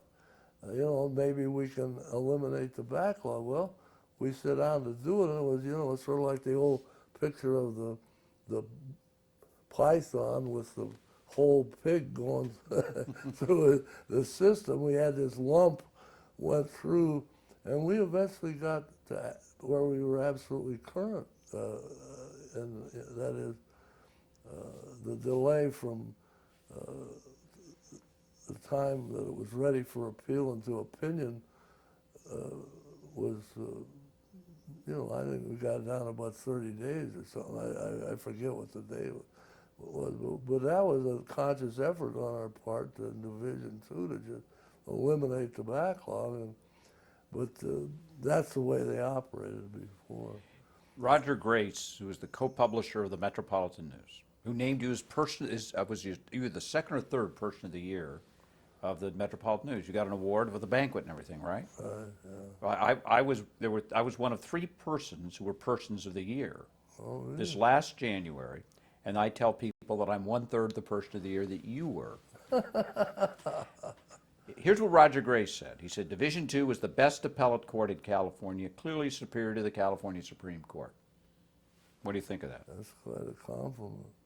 I tell you one thing about that I thought was quite funny. I hadn't heard Roger go that quite far, but there was a guy that did a profile of our division for the Daily Journal, and he interviewed one of the public defenders. I forget which one it was at the time, and the public defender said that Division 2 was Death Valley for a defendant, a criminal defendant, on procedural matters, but it was the best division on sufficiency of the evidence. That is, on the issue of guilt or innocence, he said we were the best court in the state, but we were bad for the defendants on procedural things such as search and seizure and that sort of thing. When did you retire? Do you remember the date? It was 1990. I forget exactly what date it was, whenever the 30 years, 20 years was up or whatever. Where have you lived since you retired? Well, as I say, when I finally retired, I was living in Lopez Island in the San Juans, and then when my wife died rather suddenly back in 1994, why I moved onto the mainland, where my 2 daughters had followed us up here, and they were both living on the mainland, and so I now live with one of my daughters. What's her name? Her name's Tracy, And what's the other daughter's name? Cindy. Let me ask you about what you've been doing since you've been retired. Let me ask you about Initiative 933. Tell me about that. Well, Washington State adopted in this frenzy and this fanaticism of the environmental movement, they adopted a Growth Management Act. They don't want anybody to move to Washington. They don't want any growth up here. They don't want. And the villains of the world are what they refer to as the big developers, or whatever that means. But anyway, the point is that they have created this mechanism whereby, through the use of down zoning and environmental and use regulations of private property, they have taken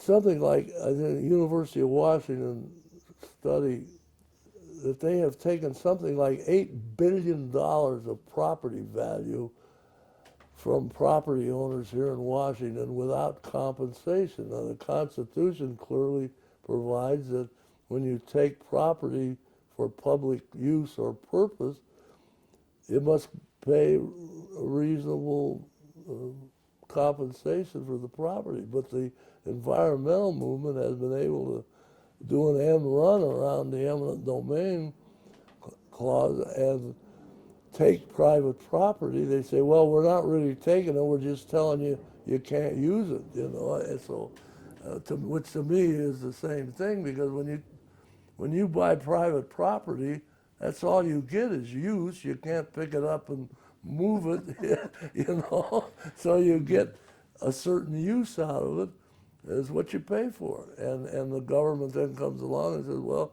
we've changed that use, and your property is now worth 1/4 of what you paid for it. Well, to me, that's wrong, and they put a proposition on the ballot here to correct that and give this regulatory bodies the option of either paying for the property or rolling back the taking. They didn't have to pay the money. They had a choice, which is what I think government should do. They should make a cost-benefit analysis of their regulations and decide. But anyway, that got shot down, and I don't mean to get maudlin about it, but we've paid a pretty high price in blood and life for private property.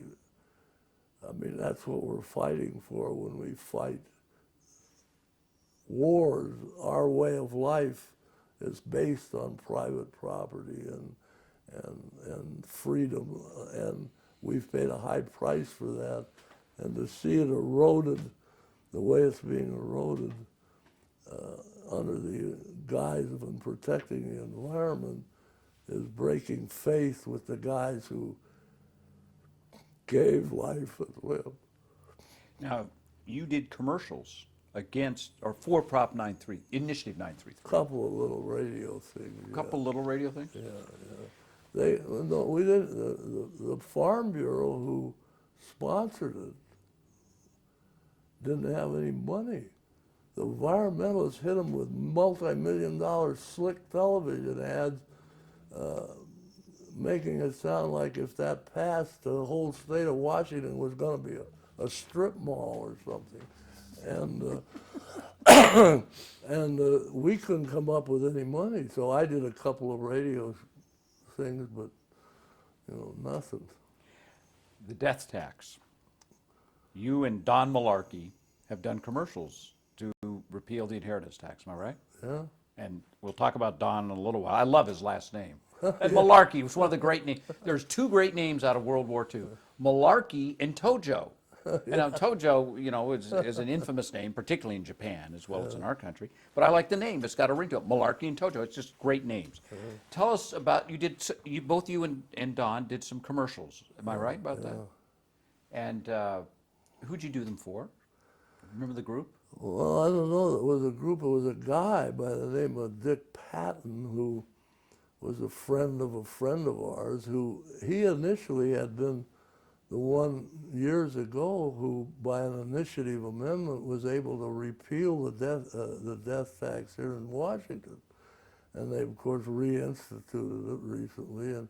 But he took up the fight to try to repeal it at the national level as well, and asked us if we'd contribute, do what we could. I said, yeah, malarkey.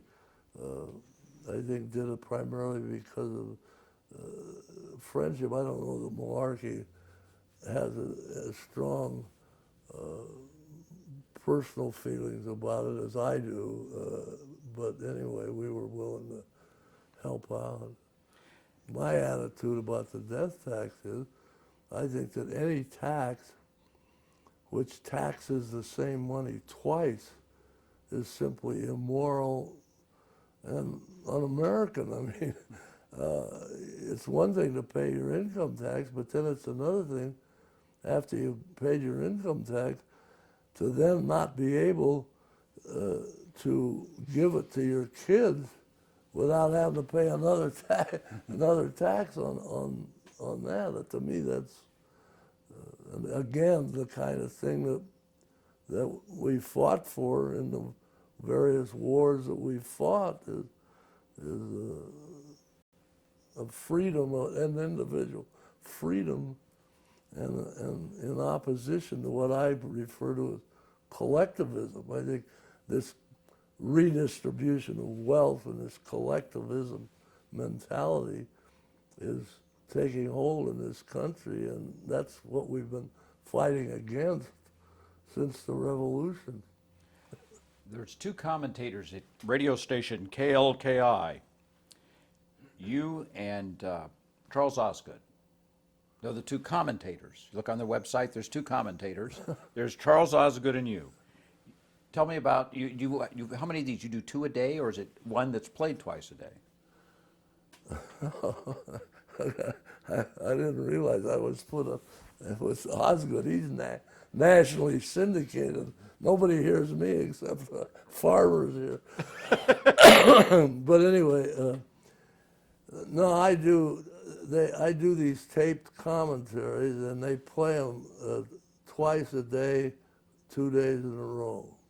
So they're played 4 times. Then each one I do. Now today I listened to it this morning. You didn't have anything nice to say about the Speaker of the House of Representatives. Oh, is that right? Yeah, you had a commentary about her, and you remember what you said? Yeah. What did you say? Well, I said I think she's overplaying her hand. I think she ought to be content to be Speaker of the House and not try to be Commander-in-Chief of the Armed Forces and also Secretary of State at the same time. And as I recall, there was something in a Washington Post editorial to the same effect. Yeah, that's what surprised me. The Washington Post had said she was an embarrassment, which I agree. Okay. But I belong beyond that. I'll be even stronger. I didn't say it, but one of the very great benefits that I've experienced as a result of this Band of Brothers thing is that I have an opportunity, as a result of the popularity of it, I've been given an opportunity to go around and talk to a lot of people about a lot of things. And because people are interested in the book and everything, and so they ask me, I've gotten to go USO tour to talk to troops out in the Pacific and in Korea and Japan. I've been over in Europe, talked to the troops that have been in and out of Iraq. I've been at Walter Reed Hospital talking to wounded guys from Iraq. And I try to use that to try to counter veil, if that's the expression, of what I consider to be absolutely traitorous, treasonous conduct on the part of some political figures in this country that are absolutely aiding and abetting our enemy every time they open their mouths. Later this month, you're going on a tour, aren't you? Not a tour, we're just going to Germany to visit with the 1st Armored Division, which is preparing to go back to Iraq. We've talked to them once before when they just come back from Iraq, and now that they're getting ready to go back, the commander asked us to come back. For some reason, they like to hear from us. I think we talked earlier. You said that that these kids want you to autograph Band of Brothers, right? Yeah, they have books and the DVDs, and they stand in lines 2 blocks long for us to autograph them, which is flattering as hell to me that those kids would care to hear from old buzzards like us. But we try to tell them that Nancy Pelosi and John Kerry don't speak for the heartland of the country. Okay, let me ask you a couple of questions. We're more than 3/4 done. Okay. Where were you born? Los Angeles. Tell me who your parents were. Well, my dad's first name was Roby, R-O-B-Y. My mother's name was Ethel. Her maiden name was Cleveland. Were they also native Californians? My mother was. My dad was born in Kosciuszko, Mississippi. And how did he end up in California? His mother and dad brought him out here as a young man. My mother and dad met in high school, Manual Arts High School. As I mentioned early on, they went to Manual together. And what'd your father do for a living? He was one time I think he worked for the railroad, but when I knew him, he was an escrow clerk for the Security Title Insurance Company. Did your mother work outside the home? Only after my dad died, not before. How old were you when your father passed away? Well, Teenager? I just graduated from high school, so I was 17. Did you go to LA High? Yeah. You went from LA High, went to UCLA. Right. Why'd you pick UCLA? Well, a couple reasons. I was kind of a timid kid, and I was kind of reluctant to go away from home. We had a chance to go up to Berkeley or Washington and Stanford, a couple other places, but I couldn't visualize myself living away from home. And so, and the other thing was, and this is the funny part, I had a I'm still laughing about you being timid. yeah, I was. I had a good buddy by the name of Herb Weiner, who we were teammates in high school, played high school football together, and later on in college, and we wanted to go together, and he was a hell of a good football player, but he wasn't as big as I was, and my dad had always wanted me to go to USC, although my dad didn't go to USC, but he took me to SC games, and he was a big SC rooter. And I had a chance to go to SC, but for some reason, they didn't want Herb. I was bigger. I weighed about 220, and Herb only about 175 or something. And they wanted big guys, and so they didn't want Herb. So I didn't want to go without Herb. And so Herb said, well, hell, let's go to UCLA. Well, there were 2 advantages of that. It was smaller. Our chances of playing were better, than they were at some of the bigger schools, and they were close to home. And so that's how I ended up at UCLA. Buck, it was divine intervention. Where were you December 7, 1941? Sunday, December 7. 41? Right. Well, I was living with my mother in a little apartment out near Beverly and La Brea. How'd you find out about the attack? This apartment we had was a one single story thing, and it was kind of staggered back on a lot, and there was some. My bedroom window was right outside. A couple neighbors were standing out on a walkway out there, and I woke up and I could hear them talking about the Japs bombing Pearl Harbor. That's how I heard about it. We just finished a game with SC the day before and got beat, you know. But I remember hearing about it from these neighbors talking. And what was your major at UCLA, UCLA? physical ed. Really? Yeah. Are you sure you didn't get tied by SC? You sure it wasn't a 7-7 tie? Well, it could have been. I don't. That's right. It was. I'll tell you what. I'm looking at the official UCLA statistics, which cannot be wrong, and it shows on 12-6. All right, 41-7-7. Yeah. Okay. And then you went out and a couple weeks later beat Florida 30-27. Yeah. You went out to Tallahassee to play. Yeah. them. Right. Okay. Okay. And Okay. so it was a tie. Yeah. So you didn't lose to SC. I didn't remember that. Well, and neither did I. That's the reason I keep the stats. Did you know your life was going to be changed that moment, or was it something as the weeks went on you realized this? I'm not going to enjoy 4 years of college. Yeah. Well, I don't know if I thought in those kind of. We knew. I think we all pretty well knew. Maybe not that instant that I heard about it, but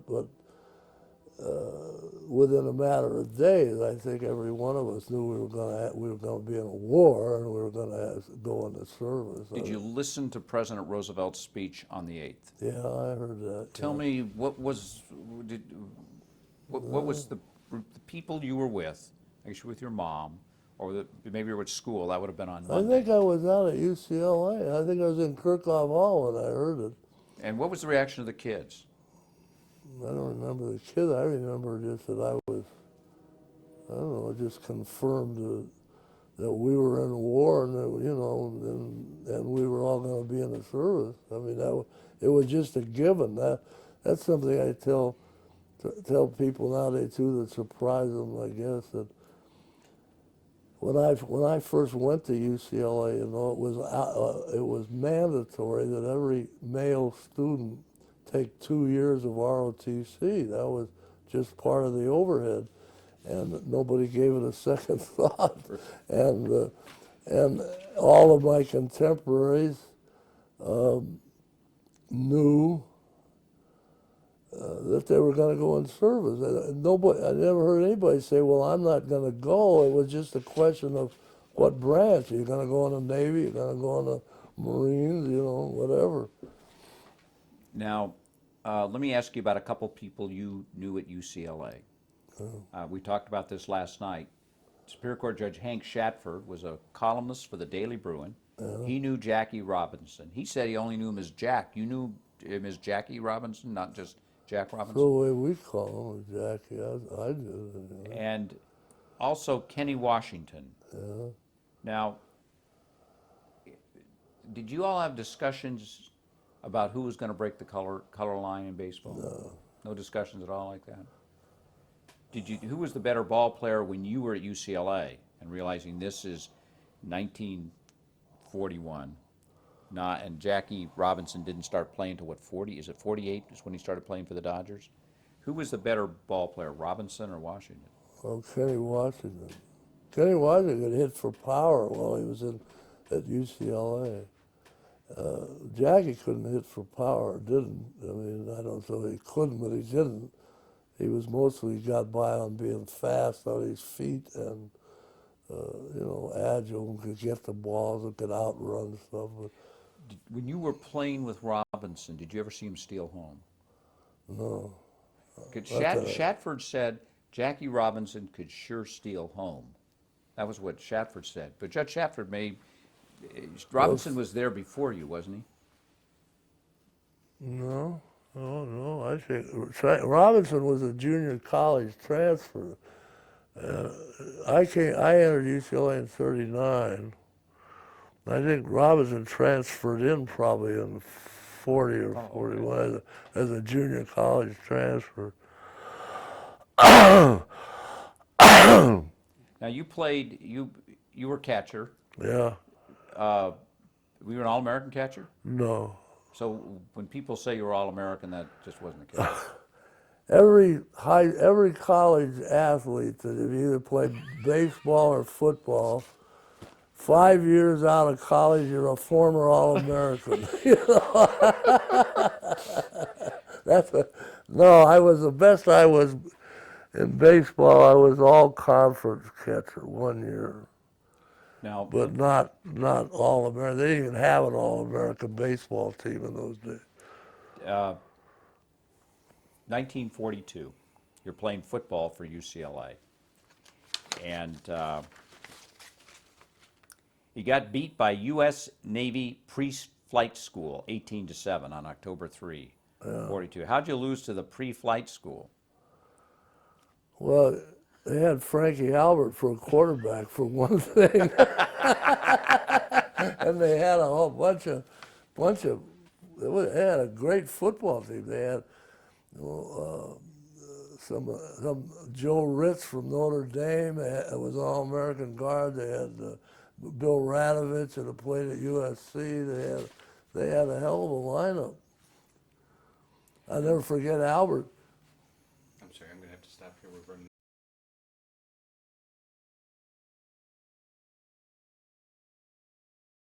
All right. Oh, okay. Well, While we were changing tape, apparently at some time you're playing Navy pre-flight. Frankie Albert comes out of the huddle. What did he say? Well, he just walks up to the, I kneel down on defense by the ball there in the middle, and I remember he walks up and looks down at me and the guy next to me, I guess, and says, if we can't make 5 yards through these punks, we better give up. Or, he was just a cocky guy, and I guess he had something to be cocky about. Did he make the 5 yards? Oh, yeah, well, they beat us. I don't really know. Let me ask you about a couple players on the team. Burr Baldwin. Yeah. Was he an All-American? Not my year. He played there afterwards too. He was a little bit, maybe a year. Now he was in the Army Reserve too. Yeah. Don, what's his name? No, Jack Lasculi. Well, Jack was a guy from Venice High School. He and I had played freshman ball together at UCLA. And he and I played, there were three of us that played the guard positions there. There was a guy by the name of Sparlis, Lasculi, and myself were primarily.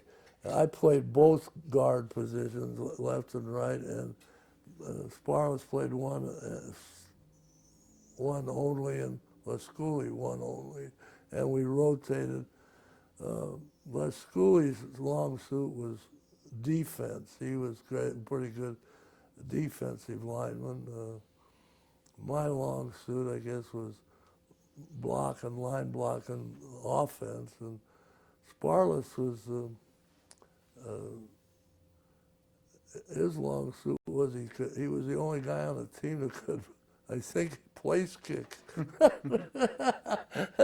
In those days, it was hard to find somebody that could kick an extra point. But didn't Jack Lasculi go on to make it in show business? Oh no, that's not the same guy. Not the same guy. Oh no! I know who you're talking about. Lasculi was on top. No, Jack Lasculi married a girl, and he was in the garment business, and married a very attractive gal from UCLA. But no. Okay, what about Bob Waterfield? Well, of course, Waterfield was one of the all-time great quarterbacks in football, and a great all-around athlete. There's nothing he couldn't do well. Did you ever marry anybody famous? Well, he married Jane Russell, Okay. the actress. In fact, they went to Van Nuys High School together. Oh, really? And another guy I haven't mentioned here that you didn't ask, and maybe you don't even know who he is, but a guy who's still a very close friend of Jane's today, and was close friends with Bob and Jane, a guy by the name of Jack Singlob. Do you know, does that name mean anything to you? Well, are you talking about the former general? Yeah. General John Singlob. Well, I met him. Oh, have you? I met him, yes. One of the founders of the CIA. Singlob was, if I'm thinking of the same guy, he eventually was a 4-star general, am I right? 2-star. Okay, was it his son was the one who was fired by Carter? No, it was him. It was him was fired by President Carter Yeah. because he said that the withdrawal of American troops from the sub-peninsula in Korea would lead to war. Yeah. And President Carter had wanted, and was unsuccessful with this initiative, and wanted to withdraw the troops. That's right. I met that man. See, I realize this is your oral history. Singlob also ran the Special Operations Group, SOG, not Special Operations, Studies and Observations Group, I'm sorry, I got it wrong, in Vietnam.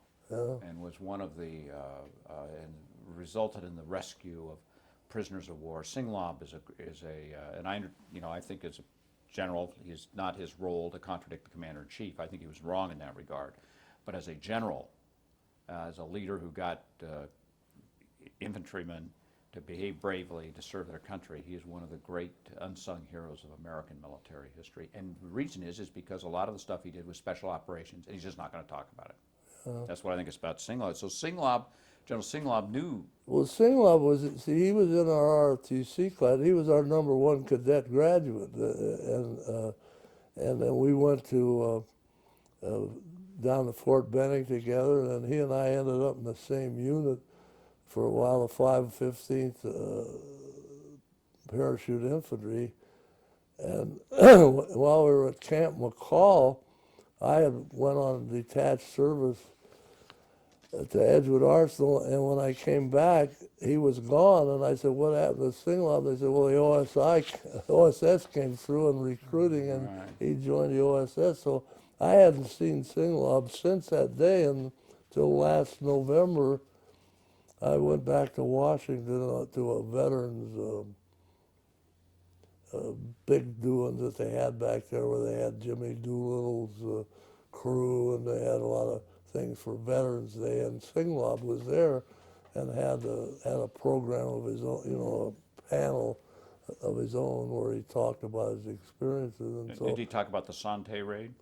I can't remember all the details, but I got to see him again, and he and his wife and I went out to dinner, and we rehashed UCLA days, and he told me he's still in contact with Jane Russell. He sees her quite often, and they were very good friends. Let me take you to December 12, 1942. In the Coliseum, you're playing SC. UCLA has never beaten SC in football. You beat them. What was there an enormous sense of elation, achievement? Tell me what it was like once you realized we got him. Or did you see it that way? Oh yeah, we felt great about it, being the first team to ever pull it off, and of course it meant not only the win meant that, but it meant we were going to the Rose Bowl, so it was a big deal for us. So yeah. Was there the sense of crosstown rivalry that exists now? Oh yeah, there was. It was considerable rivalry. Yeah. Actually, although I tell people sometimes that, from my own standpoint, while it's a rivalry and you love to win and beat them because they were so damn good for years and had such a great history, I never had the animosity or personal dislike of the SC players that I did of the guys from Berkeley. For some, I'll tell you what, SC had class. I mean, and when you beat them, you beat a damn good team, and you got beat, you knew you were beaten by a good team. and they had a certain amount of class. We'd go up to Berkeley, and they do chicken things, you know, like somebody'd go in the locker room and take all your street clothes and tie them in knots and throw them in the floor, or they'd turn off the hot water in the showers, you know, and their rooting section was low class chicken stuff, you know. And so I'd rather be Cal than FC.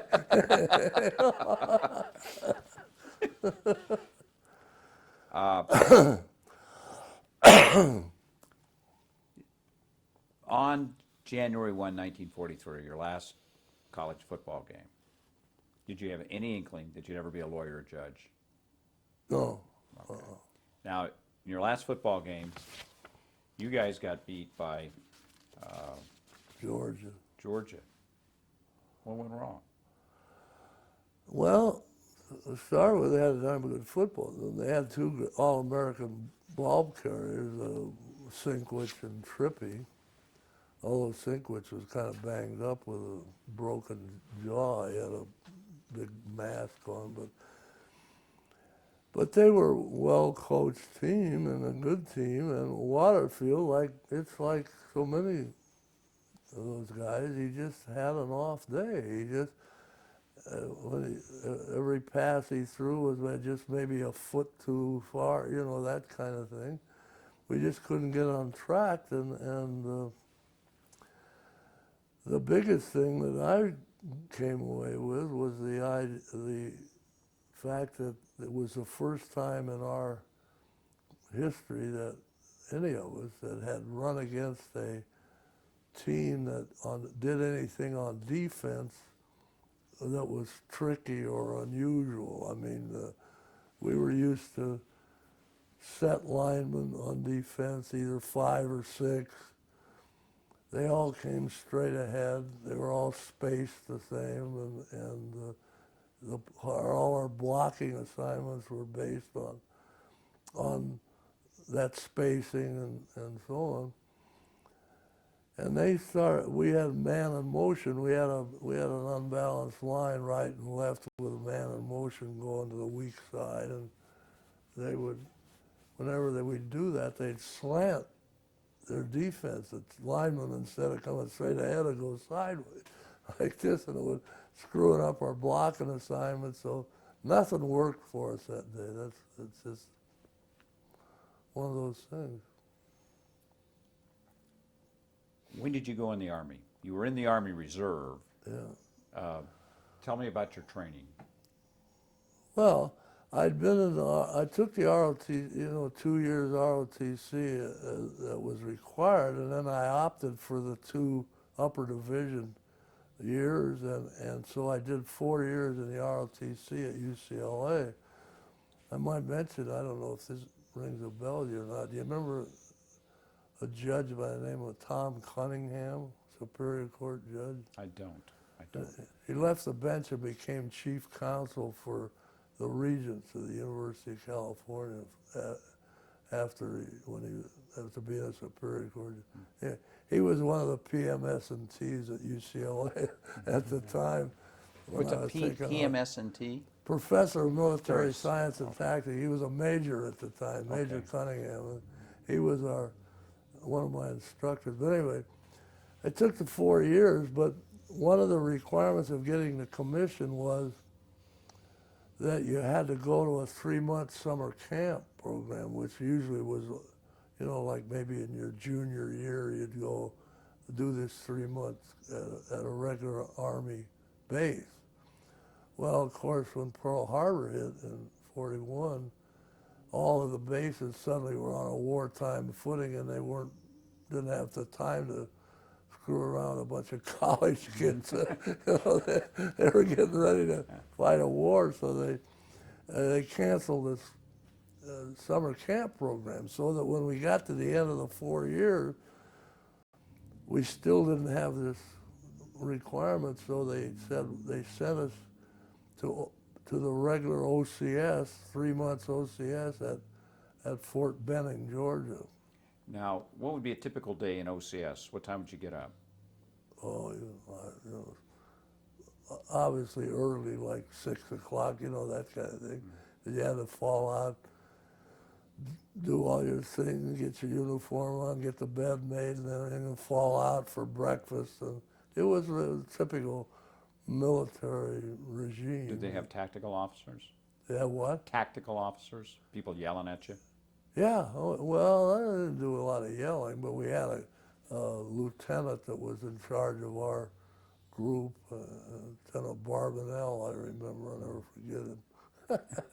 And did you know you were going infantry when you were Oh in yeah, OCS? oh yeah, we knew that, yeah. Was everybody going infantry? Was that the deal? Well, yeah, OCS, Benning is the infantry school, that's what Right. they call it, yeah. And you graduate from OCS.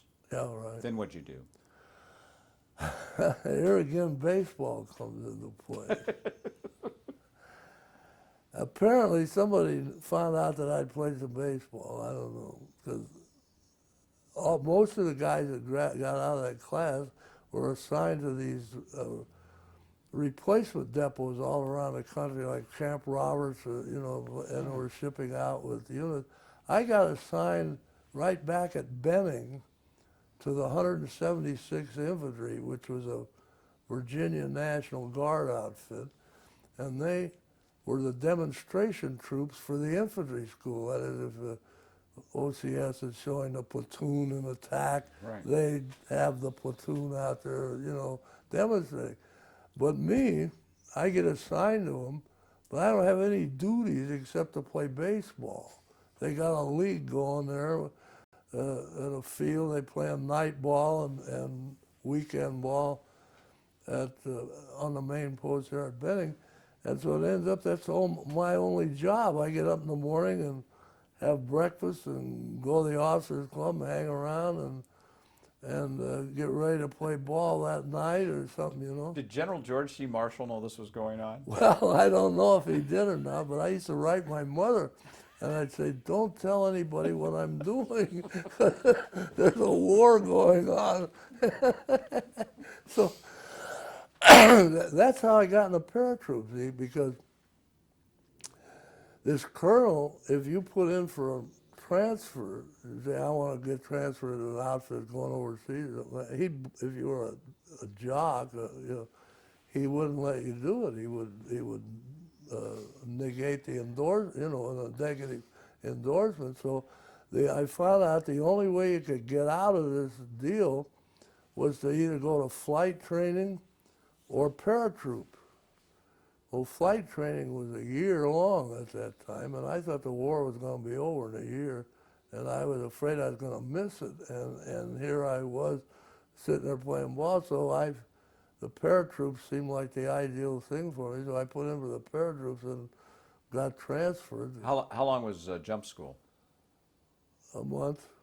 And what would be a typical day in jump school? Get up, fall out at what time?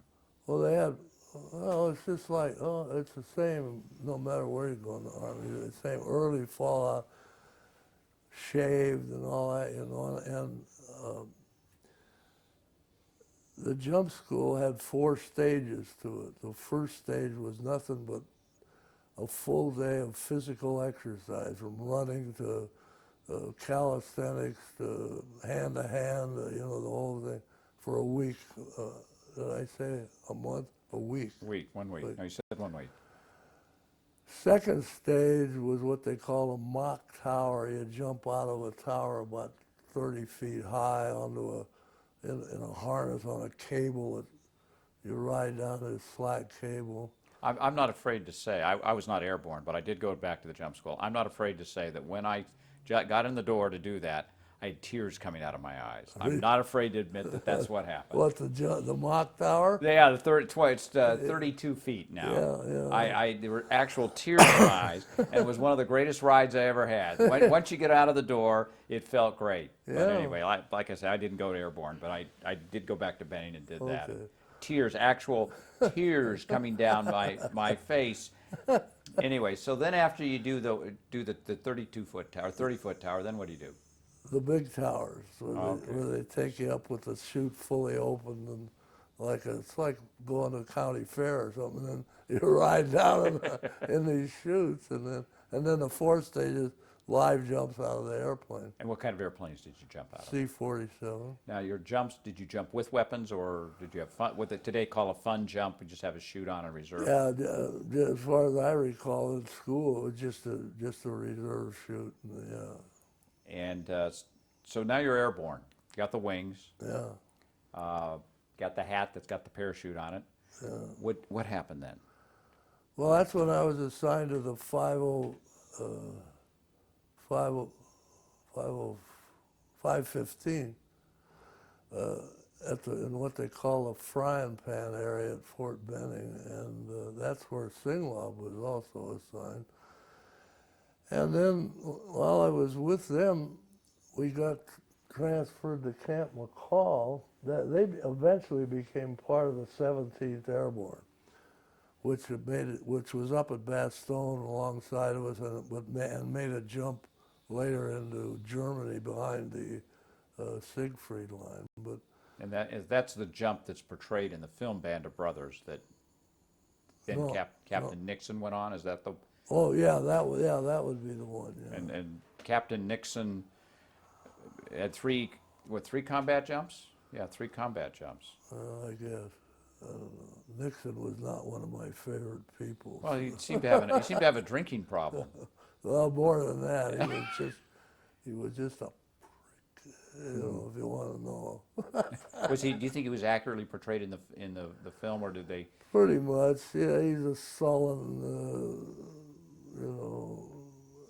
just not a likable guy at all. He took a particular dislike of me for some reason, you know. Well, if you listen to General MacArthur's speech, Duty, Honor, Country, and what it means to be an officer and a gentleman, and the phrase gentleman there is not, he may have meant it gender specific, but it's not. Today we view it as a gentleman being a woman also who has the characteristics of an Army officer. Nixon never had that. He was a drunk.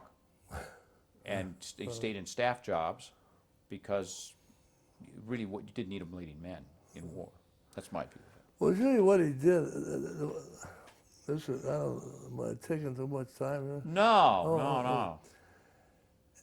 After Normandy, we're back in Aldbourne. We're sitting around. Somehow, I don't know how, because he's on the battalion staff, and Right. that's a mile away from a platoon leader, normally in a rifle company, because battalion staff is up the line. Somehow, I'm sitting there outdoors in this little town, and he's there, and we're talking. And I can't tell you how it came about.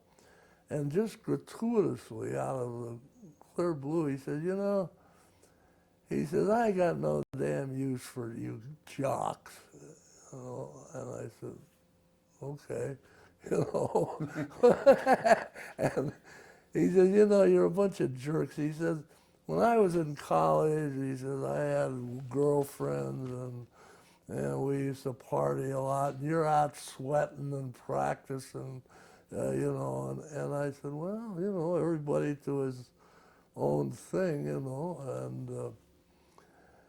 so then he said, what I'm going to do with you, and he really had no direct control. He's a staff man at battalion headquarters, and I believe he was the assistant S2, or was the S2? yeah, he was S2 at battalion,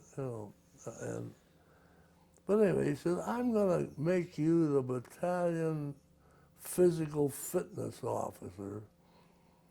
And I said, okay. He said, every morning, he said, I want you to have this whole battalion out on the road. I want on an hour's run. I said, fine. So out comes the order over the battalion commander's signature that Compton, is appointed, and so forth, so forth. Down at the bottom it says, uniform of the day. Enlisted men, T-shirts, jump pants, and boots. Officers, and there's just one, ODs and a necktie. So I'm out there with a wool shirt and a necktie on, sweating with these guys all with T-shirts on. I mean, now that's Nixon. It's just a, chicken stuff like that. And that's why I say I just never liked the guy. When did you get to the first of the 506? When? When? It was early December of '43. I don't remember the exact date. Was that were they in England or? England, yeah. They were already in England. The beginning of the book, Band of Brothers. I'd like you to just give me a read on this. The men of Easy Company, 506th Parachute Infantry Regiment, 101st Airborne Division, U.S. Army, came from different backgrounds, different parts of the country. They were farmers and coal miners, mountain men, and sons of the Deep South. Some were desperately poor, others from the middle class. One came from Harvard, one from Yale, a couple from UCLA. Only one was from the old Army. Only a few came from the National Guard or the Reserves.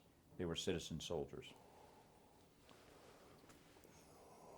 That describe accurately what was going on, in your view? Yeah, I'd say that's pretty good. Each thing is true. Yeah, they ran the gamut, from After the war, most of them went back to being citizens. Right? yeah, being what? They got out of the Army. Oh, yeah, most of them. There were some other guys that were reservists, like Bob Brewer was a ROTC guy like myself, and he stayed in and went and was in the CIA. He was from California. In fact, he was from Los Angeles. He went to as a military school out in the valley, run by the Episcopal Church. I forget what the name of it is. There was I think it was Lieutenant Matheson, who from UCLA. Did you Oh, you yeah. Well, Sal Matheson, Whitey Matheson, who was Sal's brother, was a center on a football team. That's how I knew Whitey Matheson. But Sal Matheson was a ROTC graduate, and he had left the campus had gone back to, and was in the paratroopers, and then came back on campus while I was still at UCLA, and I was impressed with the boots and the whole thing, and he eventually ended up as on a regimental staff of 506. He was, I think he was, might have been S1 to Colonel Sink. He claimed that he saw my name on some kind of a list, and that's how I got transferred into the 506, was because he had picked me off some. I don't know how that would have worked, because I got my orders from Camp McCall, but anyway, that's a long answer to your question. Yeah, Sal Matheson was a lieutenant at the time, but he retired a major general. In the book, Steve Ambrose quotes David Webster, and Webster writes this, and we talked about this last night.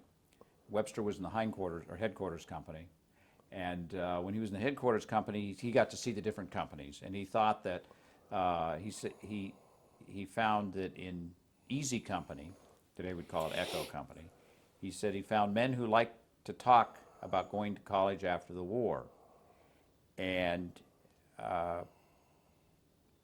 here's what he said about you. This is what Webster says, and this is not in quotes, so this is Ambrose's summary of what Webster says. He thought Lieutenant Compton, leader of the 2nd Platoon, a friendly and genial man who was everyone's favorite. This is what Webster says about you. He had convinced the college-bound group that UCLA was the only place to go for an education. Is that true, or is that apocryphal, or? Well, I don't know where he got that. I don't, I don't remember that I was in the business of proselyting for UCLA at the time. I probably talked favorably about my experiences at the school, and I know a lot of the guys were interested in the fact that I had this Rose Bowl wristwatch that they'd all wanted to look at, and like when the guys are waiting on table in the officers' mess, one of them would want to take it back to the kitchen and show it to one of the cooks, and, and stuff Did you like wear that. that Rose Bowl watch through? Yeah, yeah, You wore it all the way through Bastogne? yeah. Do you still have it? I probably do. It's probably in a box someplace in a home. I haven't seen it for a long Now, time. you've hired someone to write a book, or you entered an agreement with someone to write a book, right? Yeah, Make sure you show that to that person. the watch. Show them the watch. Okay. I mean, they'll put that watch on the cover of the book. Does it got like roses on it or something? No, it was a very, very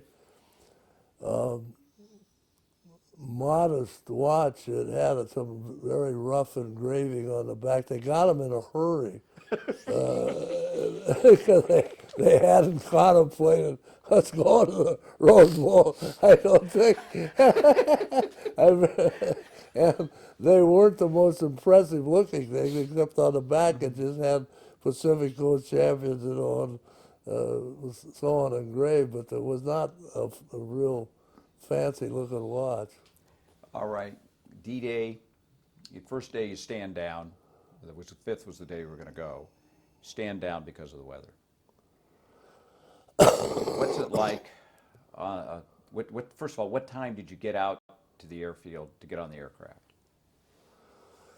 I don't remember. We were there more than one day at that. We were at that field for, I can't remember clearly just how many days we were there. I know we were there long enough that there was a lot of horseplay going on around the camp there, and this Ray Schmitz, who was my assistant platoon leader, and Winters got to horseplay, wrestling, and Smith fell back on his neck and injured himself and was unable to make the jump in the Normandy because of the injury he got wrestling around in the marshalling area. So we were there for a while. Were you there when Eisenhower visited? Then General Eisenhower, Supreme Allied Commander. Were you in the part of the field where he went? I don't remember if I was in. I don't. I know that famous picture. I was not in that picture or anywhere close. So you. but let me ask you this: before that jump, had you ever jumped at night? Yeah. And when you do the night jumps, did they always have you landing in open fields? I would assume. Yeah. So. Oh yeah. Okay. And so, what time do you remember? What time you physically got on the aircraft? That's. It seems to me that as I say, this is so long ago. I know. My memory. It seemed to me it was still daylight. Now I don't know how long it takes to fly from where we were in England to where we actually jumped, but I know it was dead at night when we jumped. But I have the impression that it was taken off in the daylight, but that could be wrong, but I don't know. What kind of first of all, what weapon did you take? Did you take a Thompson or did you take I an had a M1? small, one of those light 30 caliber carbines. It had been modified by the guy, the armor artificer in our company, to file the SEER on it. It was fire full automatic, and it had some extra long clips that went with it. It was a pretty neat little weapon. When you get up in the air, how long do you know how long the flight was over to There drop again, I don't know. I don't. Were you supposed to drop at 1 p.m.? We were supposed to land at 1 in the morning. And you don't remember what time you actually got down on the ground? Okay, green light goes on, stand up, hook up, shuffle the door. Where were you in the stick? Where were you? What? Where were you in the people coming out of the aircraft? Were you first, last, middle? Well, I was first. Okay. with the aircraft you with the aircraft you were on, was it taking anti-aircraft fire? Not directly. I could see the stuff in the air, but it was not close to us. I could see tracers, but nothing that I never felt threatened by it. You go out the door. Yeah. There was something called, is it a Bizette bag? Leg back. Leg bag. What happened to your leg bag? Well, it was. You know how to make. You know what it is. You know what it looks like. It's like a duffel bag on end with a pad on it, and you strap it to your leg with a couple of quick release, cone and grommet quick release things that you have about 20 feet of hand line that run from the top of the bag and the hook to your saddle of your harness. The theory was that you'd put all your heavy stuff in this bag, and you'd coil a rope up in your hand, and you'd kick the bag out the door, and then when the chute opened, you'd release and let the bag down, so that when you landed, you didn't have all this heavy stuff on you. You're supposed to reduce injury, and apparently it worked pretty good for the English, but they were going out the bottom of the airplane, or the tail end of the airplane.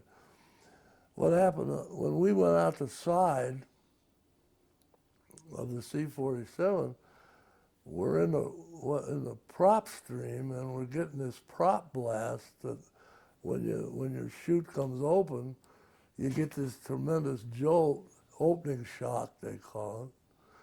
Well, because these pilots weren't slowing down like they were supposed to, when I went out that door, I got one hell of an opening shock. It was so bad that I had one of those cups on the helmet liner. My jaw flew open and broke the strap that was holding the helmet liner on. My helmet stayed on, but the inside liner thing. And that bag went off my leg like it wasn't even strapped to it. It just went like that. And the rope was feeding out and burning my hand. I couldn't hold it any longer. And I just let go and it snapped, and I haven't seen it since, So.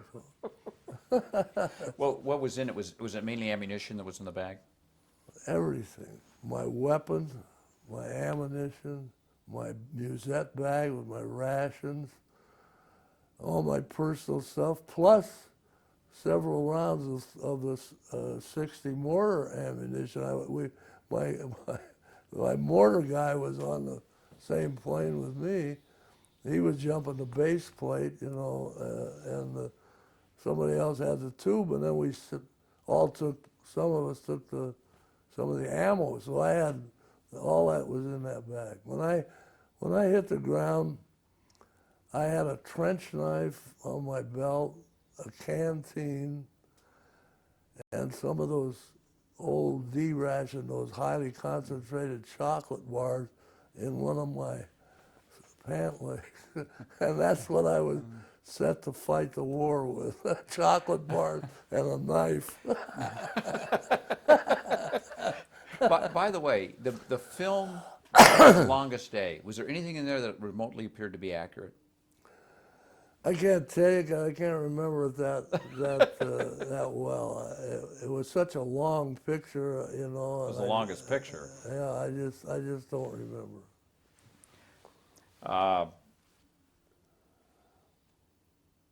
Where did you land?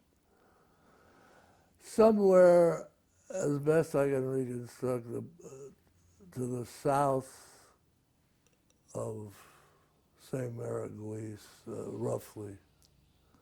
And did you land? Were you able to get your guys, your platoon together, or were you just all spread out? No. The first guy I ran into, the first guy that landed near me was from the 82nd Airborne.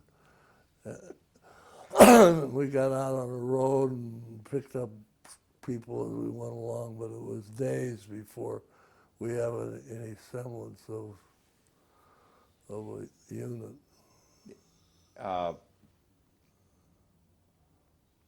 The morning of the 6th, or afternoon.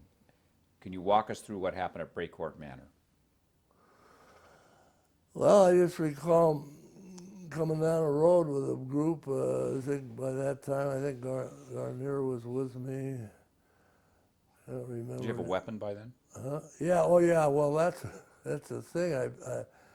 I had run across a lieutenant from D Company who had broken his leg on a jump. He was laying in a kind of a ditch alongside the road. He had one of these Thompson submachine guns. Right. And I asked him if he could, I said, I haven't got a weapon and you don't really need one, because if you get captured, they're not going to have an excuse to shoot you, So you talked him out of his Yeah, Thompson? so he gave me a gun. And so I took it and carried it. And when I came to Breakcourt Manor, I come across Winters.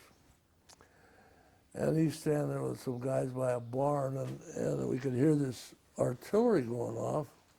And he said there's some artillery pointed out in the general direction. He said, I don't know what it is or where it's aiming, but he said, why don't you go out there and take a look and see what you can see? So they set up a machine gun on the road there, and the guy was supposed to spray over my back, and I crawl about, I don't know, 50 yards or something. Field manual 7-10, elbows. But anyway, I get out there and I get to this hedgerow, and I peek through this hedge, and I look on the other side, and there's this trench there, and then the trench runs down, and it takes a curve, and it goes out to a gun emplacement. There's two Germans out there stoking this cannon. So I thought, well, this doesn't look like too big a deal, so I thought I'll jump through into this trench, and I'll give it the Jimmy Cagney business with the Tommy gun. And so I did, and when I pull the trigger, it goes plunk, and so I rack it back, and the live round flies out, and I don't know, it's got a broken firing pin or something. These two Germans, they look at me, they know what the hell I'm doing. And by that time, Garnier jumps in with me, and he starts shooting at them, and they take off running, and I let fly with a hand grenade or two, and we got them both. But anyway, that's Breakcourt Manor as far as I could.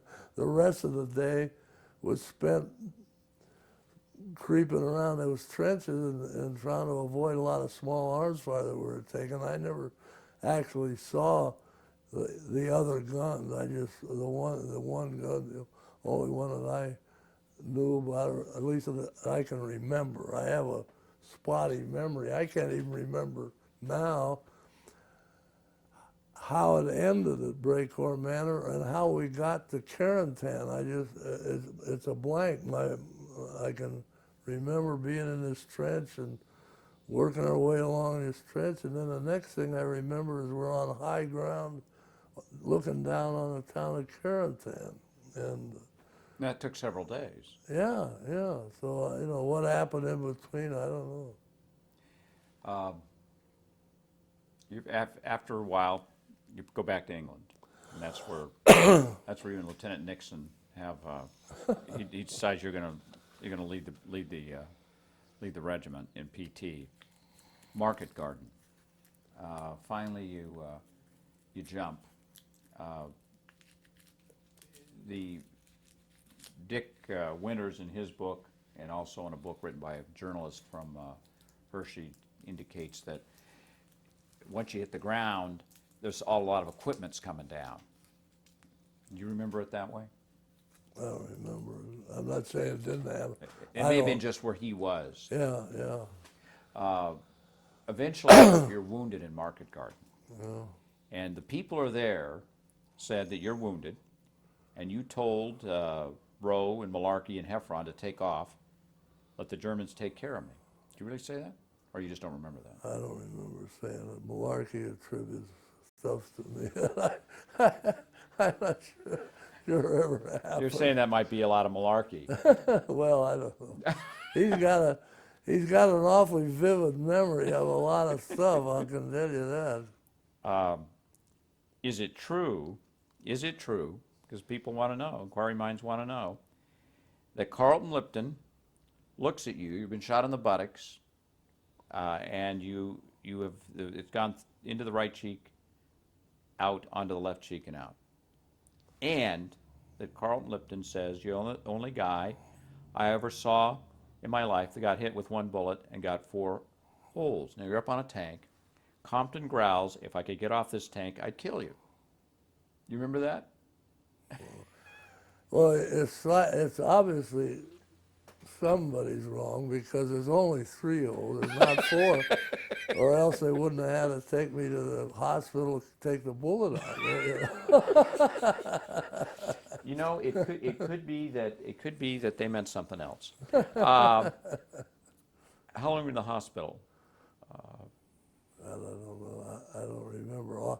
I remember I was in a hospital in Eindhoven for a short period of time. Then I was in a hospital up in, I think, in Brussels. Eventually, I was back in Oxford, England, an American-run hospital in Oxford. And it was from there that I went back to Auburn, and by that time, they were, no, wait a minute, I didn't go back to Auburn from there. I went to Moormalon-LeGrand, and they went back to Moormalon-LeGrand, Reims, didn't they, after Market Garden? I don't know. Yeah, well, anyway. Yeah, anyway, by the time I joined them, they were back back from Holland, and I think we were at Moormalon-LeGrand. On the 15th of December, 1944, the day before the Battle of the Bulge starts, what was your unit preparing to do? We were preparing to have a football game in Reims on Christmas Day, and I was coaching this team. We had, I don't know where the hell they got the uniform, but we had uniforms and shoes and the whole bit, and we were getting ready to play a game against another unit. I forget what unit it was now, in Reims, called the Champagne Bowl or something. And we were out practicing in the field there outside the base in the morning, I remember. And word came out that we were all to report to the headquarters, the company headquarters at noon or something. And anyway, so practice broke up, and we went back and got our gear together and went and reported where we were supposed to report. And they loaded us onto trucks, told us that there'd been some kind of a breakthrough up on the line someplace. And so that's all we knew, and we just headed out. Was it the movie, and everybody says it was just really cold, and you all didn't have proper uniforms. Is that correct? It was cold as hell. Did you have winter clothing? Not that I'm aware of. I don't recall, but I don't recall that was the problem exactly. But maybe it was. I know everybody talks about that. They say we were short of ammunition and didn't have winter clothes. And I can only assume that right. It doesn't stick out in my mind. The things that stick out in my mind are how we got there, getting into the position, the things that happened, the artillery we took and the harassing that we took and some of our listening posts. I can remember a lot of detail like what went on in those woods, but the specific thing about the clothing and how we kept warm, I just don't have a clear memory of it. I remember sharing a foxhole with Garnier, and I remember at night we'd take turns staying awake 2 hours and sleep 2 hours, you know, and we had a sound-powered telephone there and a listening post out across the road. I remember Gardner's the kind of a guy, you know, sometimes I'd wake up and he'd say, "Oh, Lieutenant, go on back to sleep, I'll take care of it." You know, he's that kind of a guy. And Tell me about, when did the reunions start? well, I'm not exactly sure when they started. I wasn't in on the first ones or anything, but I think the first reunions that we attended were division reunions, the 101st Airborne, which is a big outfit, you know, like so many things, a lot of guys angling for jobs, be elected this or that, you know, you know, and you end up spending most of the time with the guys that you were close to with anyway, and so it was Gardner's idea to break away and just start doing our own company reunions. And I remember the first one I remember going to was in Hot Springs, Arkansas. A number of people written about it said that there was the Toccoa men, the ones who were there when they started out. They had Lieutenant Sobel running the show. That there was a certain something there that the people who weren't the Toccoa men had. Did you see it that way? Well, of course, I'm not sure that I would have known it as between the enlisted men, you know. Right. Who was in Toccoa and who wasn't? Yeah, no, that there was any friction or feeling about it. There was obviously a certain esprit de corps or pride that the guys that were at Toccoa took in having been there and done what they did. But I don't know that they ever actually made anybody who wasn't at Toccoa feel like they were, you know, somehow not real soldiers or anything like that. I had a feeling that that as an officer at least, I had a certain barrier to overcome that wouldn't have been there if I'd have been at Toccoa with them. You know, I mean, I felt like that they did look at me a little different than they looked at the at the ones that were at Toccoa with them, because they knew them better and everything. So I might have gone out of my way, I guess, to try to overcome some of that. Do you think your experiences as an officer in the U.S. Army affected the way you acted as a police officer, as a deputy district attorney, as a justice on the Court of Appeal? Were there traits that you learned from that experience that you felt later served you well? That's the real question. Well, I don't know. I have a hard time relating the military experience to my civilian experience, other than other than in the police department, it being a paramilitary organization in itself, having served in a military organization, you develop a ability to get along with guys and, you know, to function in a organization like that. I mean, I suppose there's some of that, but I mean, you talk about leadership skills. I don't think I ever had any leadership skills to begin with. I just felt like I was a rifleman with bars on my shoulders, and I had some damn good enlisted men that all I had to do was pass what I got from company to them, and it got done. You know. Well, I would submit that that is the definition of an officer and a gentleman. You know, the thing that impresses me all this is you beat SC. As I told you last night, my wife and I, on December 2, at the SC game, we stayed for 20 minutes afterwards after we beat those guys. Wow. And I'll tell you, if you went back to UCLA today, and they introduced you and said he beat SC, people would stand and cheer. And based on what they've seen in Band of Brothers, they cheer even louder. Buck, thanks for taking the time to talk to us. We appreciate it so much. Well, I hope I didn't talk too much. You know, you mentioned last night about my visit to the law school. Oh, yeah, we You know that keep it I was let us say that had been looking forward to that. Because I was Tell them what happened when you came to law school. I was there. well. I felt like when I was invited, it was a very nice sounding letter from the faculty or the dean of the law school saying that they wanted me to come there and discuss the function of the grand jury and the grand jury system.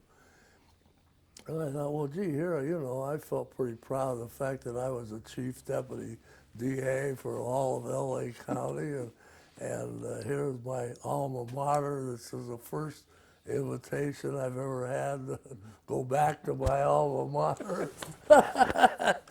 And when I drive up out there at the law school, I see, first I see a television crew, or a truck, you know, and I see some guys out in front handing out leaflets. And I start to walk up and I look at one of the leaflets and it says, come to the law school on such a day and off the pig, you know, and all this stuff. And you realize then that the pig they were talking about was you. Yeah, and it was just a horrifying experience. Well, you know, I'll tell you what, I was in the audience, and people were accusing you of being a fascist. I don't know if you remember that. They were accusing you, you're a bunch of fascists. Oh, yeah. And at the time, I didn't know anything about World War II and your participation. They didn't say anything. They didn't say anything about the fact you're on the football team or anything. I didn't say anything about beating SC. And I remember you were as calm as could be. You may not remember it. You looked at everybody, and you were taking it in, and it offended me to no end. I didn't see it as fair at all. Thought it was, and I to this day think that affects UCLA's ability to be a better institution, as there is that element there that treats people in an irresponsible and a discourteous way. But no, I remember it. That was an angry mob. I should say mob. That overstates it. It was an angry crowd. Well, one of the most vocal was a guy that was a professor there by the name of Tiger or something. You know, he used to write letters to the editor of that time. So, you know, he was a real radical. But, yeah, well, you know, I thought when I first sensed the atmosphere, I thought maybe I should just leave. And I thought, no, hell, I'm not going to let them get the best of me. I'm not going to cave in. I'm just going to sit here and I'll outsit them, you know. And that's why I made up my mind to do that. And that no matter what they did, I was just going to keep my cool and sit there. The utter irony of it all is they called you fascist. Well, You had killed fascists and people who are not fascists who fought for a fascist regime. You had friends of yours who died in your presence fighting fascism. And the utter incongruity of it, once you know something about your background and about what you did during World War II, was amazing. Let me turn to the producer. Can we leave now? Dave, thanks. Appreciate it. Buck, thanks. oh, okay. You're not going to get some lunch? We